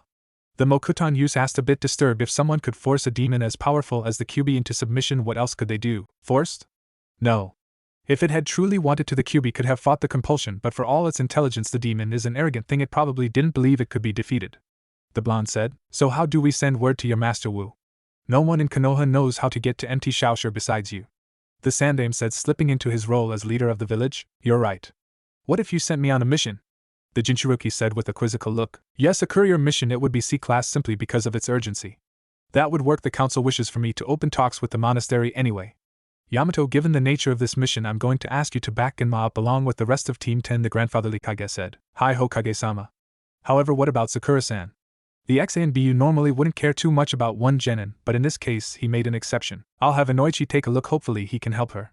The Sandaime said with a sad smile. I don't want Naruto to leave. The pink-haired girl spoke for the first time since entering the tower. Sakura-chan, I have to leave so I can make sure that these people are stopped. Don't worry, I know the Hokage will protect you. The former monk said kindly and gave the girl a reassuring hug. Promise? Sakura asked quietly. You have my word, the blonde said, putting to rest Sakura's worries. What worries me is that Sakura should have been able to get to this state. It takes time to break people, and there hasn't been enough time since I saw her this morning. The old Kage said with frown. I believe that Sakura was far more fragile than anyone thought. If you look at her body, you will see that this isn't the first time she has been hurt. The former monk said, still holding Sakura. You're right, I'll have some of my ANBU investigate this. Something doesn't feel right, but I can't put my finger on it. Hiruzen said with a frown as he lit his pipe. What do you mean, Hokage-sama? Yamato asked. It all seems too convenient, you finding this place now and not before. Finding Sakura, you escaping. If I didn't know better, I'd say someone set this all up. The Sandaime said, puffing his pipe. I can't explain that, Master Sarutobi, but I also need someone to look after Hanabi-chan. The Namikaze said with a small smile. Put her in your apartment, I'll have Team 8 watch her. Sarutobi said, feeling better despite all the gloom their conversation had created. Naruto still put his people before anything else. You'll make a fine Kage boy. The third thought. Thank you, Master Sarutobi. I'll take Sakura-chan to Ino-chan's place by your leave, Naruto said, and began to walk out of the office. The Hokage wrote down some orders for Inoichi on a scroll and tossed it to Yamato. Take this scroll. It'll inform Inoichi of the situation. The medic will be by tomorrow, Hiruzen said. The ex-ANBU nodded and gave a salute. Thank you, Master Sarutobi. The blonde said as they left. Yamanaka residence, 10 p.m. Naruto, what are you doing here? Inoichi asked as he opened the door. It's a long story. This scroll should explain everything, the Mokutan user said, handing a scroll to the blonde jonin. Inoichi read the scroll, nodded, and brought them inside. Well, I don't have any missions besides this one. I can do a mind walk tonight, the Yamanaka head said calmly. Daddy, what's going on? The purple-clad girl had heard the noise and had left her room. Nothing, go back to bed, princess. The blonde-haired jonin didn't want Ino to see her former friend like this. Is that Naruto and Sakura? The young mind walker ignored her father's attempts to get her to go back to bed. Yes. Yamato spoke up, not bothering to introduce himself. Kami, what happened to Sakura? The blonde girl ran over to her former friend who was still clutching Naruto. I'm not too sure, but if I were to guess, she was beaten multiple times and Kami knows what else. Right now she's, for lack of a better term, broken. The former monk said sadly. Who? Ino said, trembling with rage. I don't know who they were. I have an idea as to what they are, but not their identities. I'll explain on tomorrow's mission. The Jinchuuriki said, knowing that Ino needed to calm down before he explained who or what this new threat was. When we find them, I am going to kill them, the young mind walker said with an icy tone usually reserved for when a mother finds out that their child has been hurt by someone else. I do not believe in vengeance. However, I will help you. These people need to be stopped, and I don't believe they will short of death," the whiskered boy said with a soothing voice. Vengeance just led to an endless cycle of death. He would have to work hard to prevent his friend from suffering that. "Me and Sakura have drifted apart, but I'll be damned if I let my friend suffer like this," Ino said and began to slowly disentangle Sakura from her friend. "I believe that your father is going to use your clan's skill to try and heal her mind," the ex-Anbu said helpfully. "The Haruno's ability is going to give me trouble though," Inoichi said with a frown. "What?" The younger Mind Walker knew that only training or having a second mind could really stop their clan's abilities. Harunos are always more prone to split personality disorder than the rest of the population, even ninja, who tend to have psychological problems up the yin-yang. However, given Sakura's condition, odds are that she has fully developed alternate personality. This alternate tends to react violently to other things being in their host's mind, the elder Mind Walker explained patiently. "So you need someone to fight this thing off?" the former monk asked. "If Ino was a little more skilled, yes, but as it is, this is going to take a long time. Probably multiple sessions," the blonde Jonin said with a frown. "I fight a malevolent demon lord every day. Get me into her mind and I will take care of this alternate," the whiskered boy said. "A monk or any good man must do everything in his power to help others." Master Wu's words came back to the boy unbidden. "What are you talking about?" Everyone except Ino stared at the whiskered boy confused. "I was trained as a monk not for fun but rather for me to finish the job my father started and finally kill the demon by purifying its chakra. By talking the chakra and forcibly converting it." The former monk looked a little sheepish under the stares from the Jonin present. "I thought the seal did that," Yamato commented. "It does, but only into normal human chakra, which can be corrupted again, and once it is corrupted the fox would have been reborn. My method purifies the demonic chakra into holy chakra and by doing so destroys the Kyuubi. The Kyuubi fights me every step of the way during this, so I have some skill at mental combat," the Jinchuruki said with a small sigh. Tonight he'd have to skip out given everything else. He couldn't afford to be at anything less than his best. "You sure?" Inoichi asked. He knew how to put other people into someone's mind, but there was rarely any point. Only Yamanakas and apparently monks trained in extensive mental warfare. A wise man once said, "If you truly want to do good in this world, then you must help others." "I am following that saying," the former monk said with a quiet determination. "Alright, let's go," the elder Mind Walker said and placed his hands on Sakura and Naruto. Sakura's mind. "Well, this was unexpected," Inoichi said. Sakura's mind was a black plane with 3 crystal shards in the middle. Most minds were like buildings or natural places, and blank mind was indicative of a complete psychotic break. "Can you fix it?" the younger blonde asked worriedly. His own mind was usually a grassy field before he changed it into a featureless plain in order to protect it from the fox. "I think so. These 3 shards represent Sakura's personality. Fusing them together will take time. Keep me covered," the elder Mind Walker said and got to work. "Cha! Get out of my head, you bastard!" An enraged avatar of inner Sakura screamed and launched a punch towards Naruto. The former monk dodged. The punch left a crater that explained a fair bit actually. "By the light!"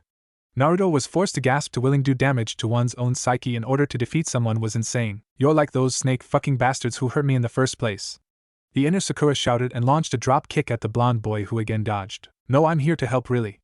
The Jinchuruki grimaced as the avatar summoned some sort of energy weapon and began blasting it at him. "You can help in hell. You're not going to make this easy, are you?"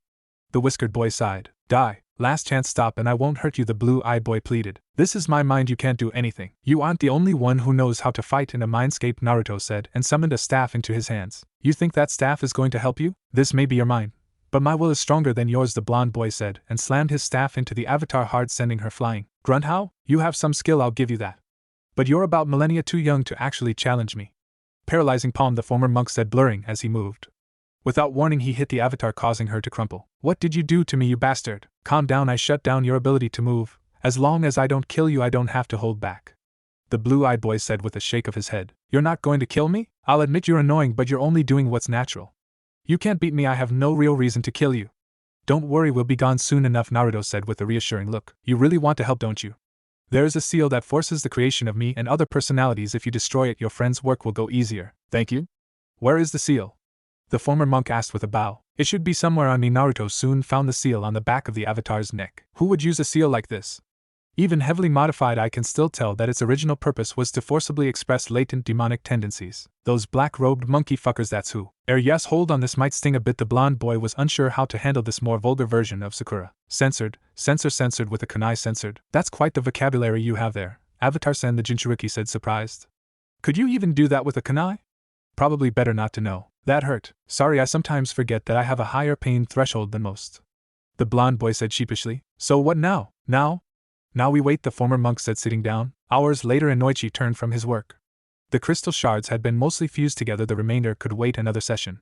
He saw Naruto and the avatar simply sitting together, apparently playing shogi. "All done." It's the strangest thing, there were at least two personalities in the smaller crystals. Normally this doesn't happen, but it looks like something was forcing it. Outer Sakura seems to have been a pre-programmed personality, but it's still the default for now. When the fusing finishes she'll probably change, the Elder Mind Walker said, cracking his non-existent spine. It had been hard work. Well then, let's get out of here. It was nice meeting you, Avatar-san, the former monk said. For a blonde prick you weren't too bad. Well, glad you solved things amicably. I'll be seeing you in the future, Avatar, or whatever you call yourself, the Elder Blonde said as the two faded out of the mindscape. I hope this works, I really do. We can't take another beating like that last one, the Avatar said with a tremble. Created so that there would be some defenses in her physical self's mind, the Avatar knew that right now she was incredibly fragile. One more hit, one more trauma, and she wouldn't recover. Yamanaka residence, 3 hours later. All done?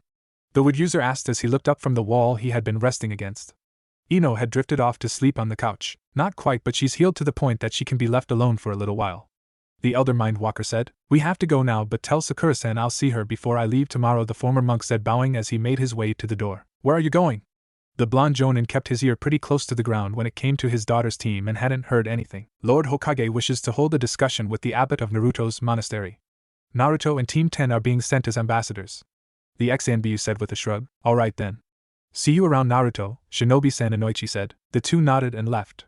It was only afterward that Inoichi realized he had left his daughter alone with a man whose name he didn't even know for 3 hours. Making for one very irate father. Namike's compound. Ready to go back the monastery, Naruto-kun? The Mokuton user asked. Even if I wasn't, I still have to do this.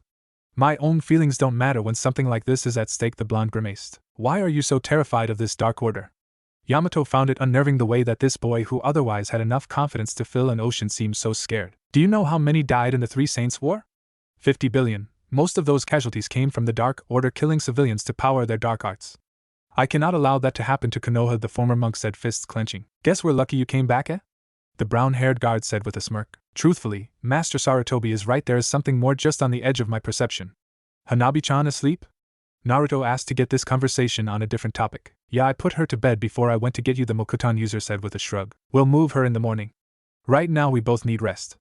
The blonde said it was a long way to MT Shaoshire after all. Night, Naruto-kun, Yamato said, and went to his room. Night, Yamato-sensei, Naruto replied as the ex-Anbu left. Namike's compound. Time to get up, Hanabi-chan, Naruto said, gently shaking his adopted sister. And I-san? The young girl's eyes flew open and she sat up. Good morning, Hanabi-chan, the blonde said with a smile. Where did you go? Like you, I am sensitive to spiritual things. I sensed something and went to take a look. What I found kept me from coming home till fairly late, the former monk said, placating his sister. What did you find? The pale-eyed girl asked with a raised eyebrow. Something I had believed dead. Just as there are good monks, there are bad ones as well. I met one of the bad monks, Naruto answered with a shrug. Did you win? The girl asked, a little scared by how serious her new brother sounded. No, Yamato stopped him, the blonde answered, giving an involuntary shudder as he remembered what had happened the day before. Oh, Hanabi looked down. Besides her father and Yamato, Naruto was the strongest person she knew. Knowing that he hadn't been able to defeat it scared her a lot. Wanting to offer some comfort, she looked up at him. As much as I hate it, I have to leave you alone for a while. The former monk didn't pick up on this. Why? The pale-eyed girl asked with a frown. I have to return to MT Shaoshire to seek out the assistance of Master Wu, the Jinchuruki said formally. Oh, Hanabi's training meant that she couldn't show how sad it made her to see him go. However, the Hokage has arranged it so that your sister and her team will take care of you while I'm gone, the blonde said with a smile. Really? I'll get a chance to see my sister? The black-haired girl asked, stammering for the first time ever. If all goes as planned, yes, Naruto said, his smile getting bigger. Thank you? The pale-eyed girl shouted, and giving a bear hug to the blonde. Easy, sister. Come on, Yamato's making breakfast, the Jinchuruki said, standing up. Hanabi nodded and followed her brother into the kitchen. Hello, the Mokuton user said, flipping a pancake. Hey Yamato-sensei, ready to leave? Naruto called. I am. Does Hanabi-chan know what is happening? The ex-Anbu asked. I do, the pale-eyed girl answered as Yamato finished a stack of pancakes. Good, have some pancakes, the wood user said, and handed them each a plate. What are these? Hanabi asked. They are something I learned to make in ANBU. They're quick and easy and go well with syrup, Yamato said, giving a smile. The trio consumed their food quickly and made their way to the tower. Naruto made a clone and sent Hanabi to his apartment. Hokage Tower, Team 10 reporting for duty, Genma said. Very good. I'm entrusting you with a C-class mission. You are to go to MT Shaoshire. Your goal is to open negotiations with the monks there, the Hokage said calmly. Hokage-sama, aren't the monks strictly isolationist? The Saban chewing Jonin asked. They are, but we're hoping that Naruto will be able to convince them otherwise. Naruto, you may fully brief them on the road, the Sandaime answered. Hi, the former monk said, nodding. What do you, Genma began. Later, Sarutobi interrupted. Given the possible length of this mission, Yamato here will accompany you. Alright, you three heard the man. Load up and meet at the gate in 1 hour, the bandana-wearing Jonin said with a frown. Hi, the three genin said and left. Hokage-sama. Genma bowed and followed his team. Team 10 passed Team 8 on the way, and the tension between Naruto and Hinata could be cut with a knife. What's your problem? Ino asked her. I have no problem. I do hope that the newest Namikaze is alright, the heiress said, her icy demeanor returning full force. She is, but she misses her sister, the whiskered boy said calmly. The clan had declared yours anathema. Namikaze, please do not speak to me, Hinata said, though she was crying inside at what she had to say to the boy she considered a brother. I understand. For what it's worth, I wish this hadn't happened, Naruto said sadly. So do I, Namikaze, so do I, Hinata said, turning to leave. Team 8 followed her. That was unexpected, the bug user said, adjusting his shades. Naruto, are you okay? The Mind Walker asked. I'll be fine. It is unsettling, but something like this was bound to occur, the Jinchuruki said calmly, not at all like someone who had just lost their best friend. Why don't you ever use your holy chakra? Ino asked as they walked down the stairs. She wanted to get Naruto's mind off Hinata. Holy chakra destroys the mind and the soul. No human can use it without killing what makes them human. The opposite, demonic chakra, also destroys the body and can't be used without killing yourself. Both chakras react to extreme emotion, holy to things like love, trust and joy, and unholy to things like rage, hate, and sadness, the former monk intoned. Sorry, I didn't know, Ino said contrite. Naruto was literally robbing Peter to pay Paul, and both of them could kill him. It's not your fault. I knew what would happen when I started purifying the demonic chakra, the whiskered boy said as they walked out of the tower. What do you intend to do once you finish purifying the fox? Shino asked quietly. I intend to release that chakra back into the world, the blue-eyed boy answered, not mentioning that doing so would most likely kill him. How? Shino asked, sensing that something was off. Do not worry about it. It will take years for that to happen, the former monk answered, evading the question. Hurry up, kiddies, the brown-haired Jonin said. He motioned for his team to move. Shino left and Naruto, fulfilling his promise, followed Ino home. Naruto, why does holy chakra destroy the mind? Ino asked as they walked. That's hard to explain. Holy chakra connects you to everyone and everything in the general area, the former monk said, shrugging. Why is that bad? Too many views. You know how it feels when dealing with one mind besides your own.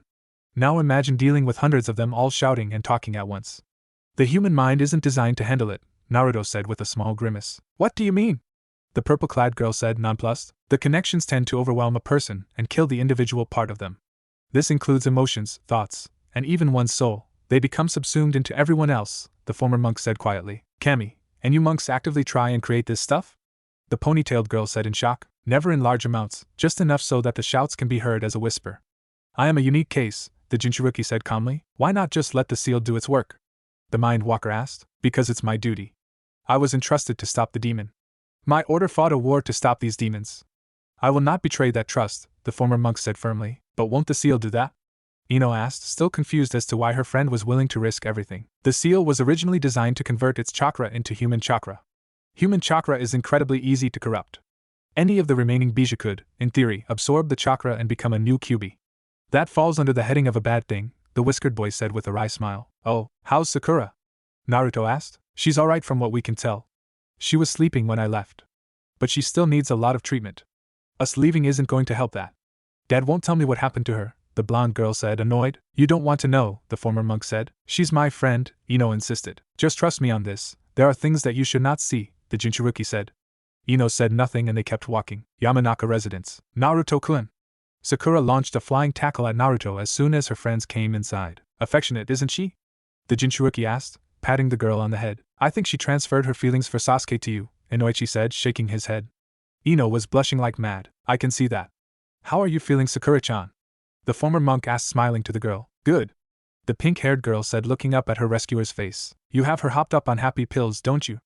Ino asked, shaking herself out of her shock. Oddly no, her mind's reverted to a child's about age 3, I think, the Jonin said, frowning. That's odd. I thought we had mostly fixed her, Naruto said, his frown matching Inoichi's. We did, but we restored her to the last time she was mentally healthy, the Yamanaka clan had said. By the light, the former monk said, shocked. Even he had been mostly alright, all things considered. Indeed. I'm going to do what I can to bring her back to the right mental age. That'll take time though, the Jonin said with a shrug. You going to play with me, Naruto-kun?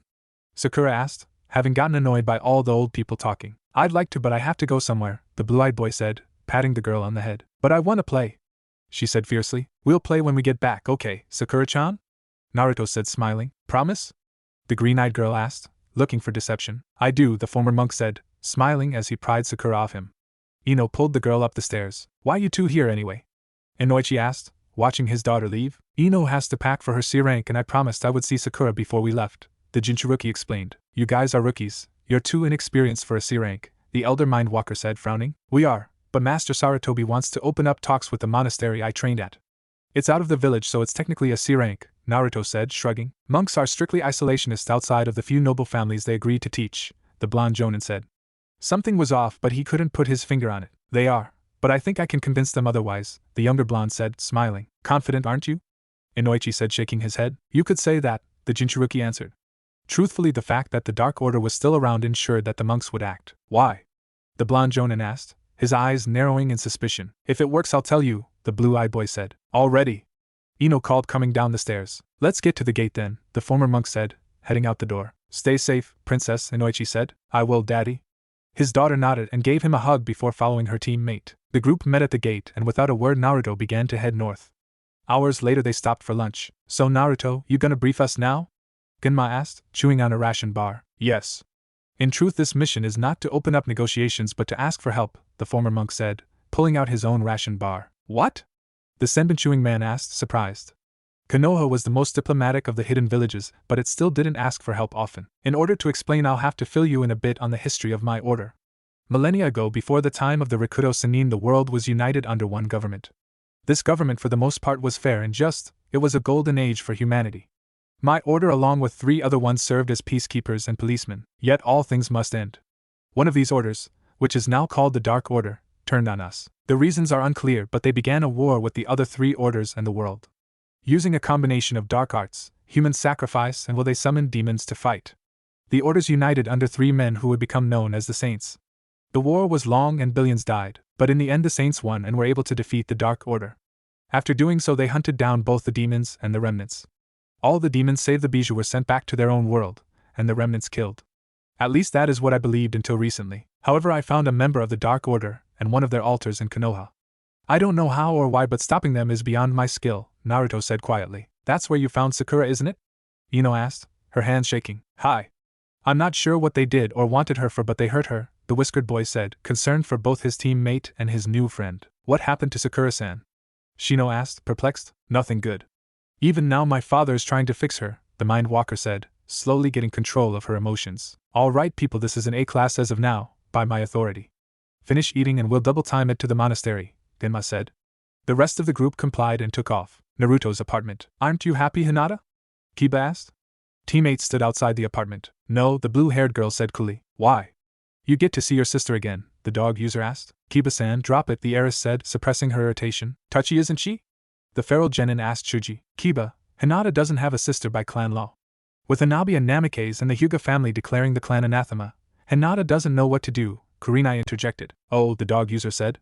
The dog for his part moaned. Why did Kiba have to be so impulsive? I doubt Naruto knew that or he wouldn't have set this up, the large genin frowned. No, he didn't. Today was the first time I talked to Naruto since I sent my sister to him, Hinata said quietly and knocked on the door. The door opened for them to see Naruto there. What the hell? The feral genin asked, speaking for all of them. Hello, I am a clone of Master Naruto, the clone said, bowing. But you're substantial, Hinata said, frowning. Indeed I am. Yamato-sensei was kind enough to teach Master Naruto the Kage no Bunshin Jutsu, the blonde clone said, smiling. That's a forbidden technique.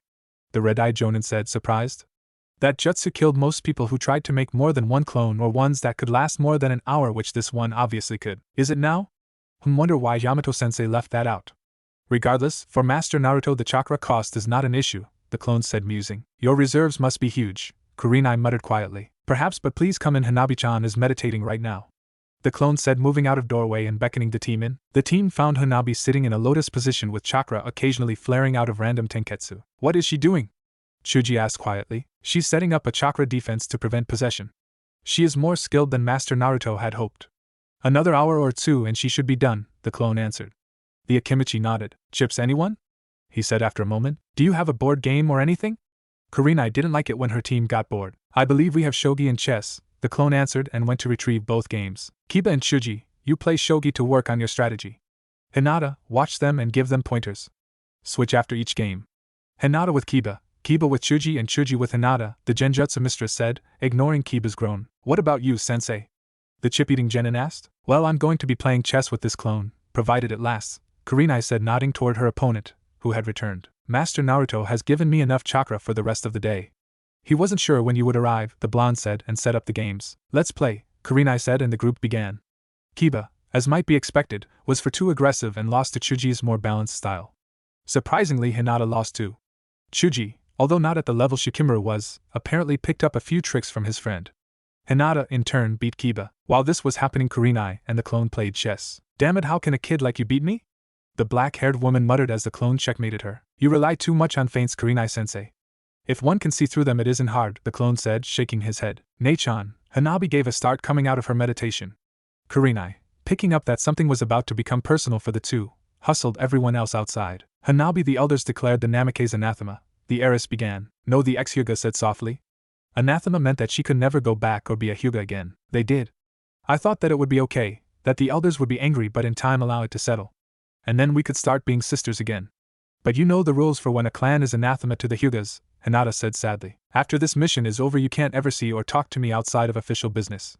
Or you will be branded with the seal and expelled from the clan, the younger girl answered, her arms trembling. Yes, and although it's worth being exiled to be with you in my opinion, I can't fulfill mother's dying wish if I don't take control of the clan, the heiress said. Nei-chan, I don't want to lose you, Hanabi said, wrapping her arms around her sister. I don't want to lose you either, Yamato, but things have to change.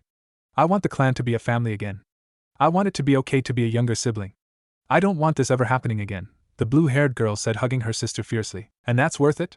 To stop this from happening, you're willing to lose me?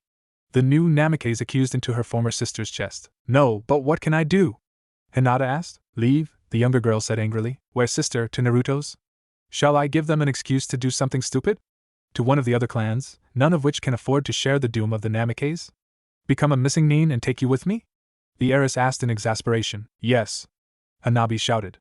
Well, for someone raised as a Hyuga it was shouting, for everyone else it was mild annoyance. No, sister, I will not take you out there, and I will not doom another clan because of our actions, the blue girl said, shaking her head sadly. So you're just talk then? The new Namikaze pouted. No, but Hanabi, remember what Hayashi-sama said? A Hyuga's word is her honor. I promised mother that I would change the clan. Please just be happy with your adopted brother for now. Hinata did something her sister had never seen before, she begged. As much as she wanted to stay angry at her sister, Hanabi couldn't. It's not the same, Nei-chan. Naruto tries, he really does, and honestly I couldn't ask for better brother, but the younger girl shrugged. You don't know him. He wasn't there when you skinned your first knee, had your first spar, any of it. He wasn't there. And that shows, but I'm glad he's trying, Hinata said, finishing Hanabi's thoughts. He cares though, he really does, the Namikaze said with a smile. That is one of things I like about him. He is an annoying, disrespectful, clueless man, but all the same you can tell that he will do what's right and that he'll always help someone in need, the heiress said, her own smile returning for the first time in days. So what now, Nei-chan? Hanabi asked. Naruto's gone for the month. Will be over here every day to check on you. I'll try to spend as much time as I can with you. When Naruto returns you won't see me until he leaves again, the older girl said with a shrug. Are we still sisters? The young girl asked. You will always be my sister, and I love you dearly. I won't let this happen again, and I will find a way to bring you home, Hinata promised and hugged her sister tighter. The two broke apart as the rest of Team 8 and the clone returned. Everything worked out? Kurenai asked. Hi sensei, the heiress answered. Good. The clone tells me that we need to get some groceries for Hanabi here, the red-eyed Jonin said. Naruto-kun isn't a very good cook. It's all rice, bread and other bland stuff, no meat, Hanabi commented as they all made their way to the market. Empty Shaosher, 2 weeks later. Fuck, that's high up, Genma said, staring at the massive mile-long staircase carved out of rock. In the distance one could vaguely make out some buildings. It's only a couple of miles, Genma-sensei. But something's wrong. The former monk felt sick as he made his way to the foot of the stairs. What do you mean?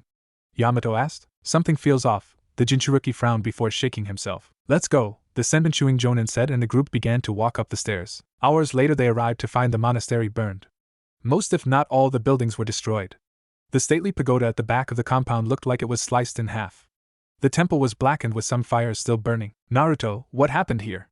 Ino asked in shock. I don't know, there hasn't been a successful attack on MT Shaosher in 500 years, the other blonde said, his eyes wide. Where to, monk boy?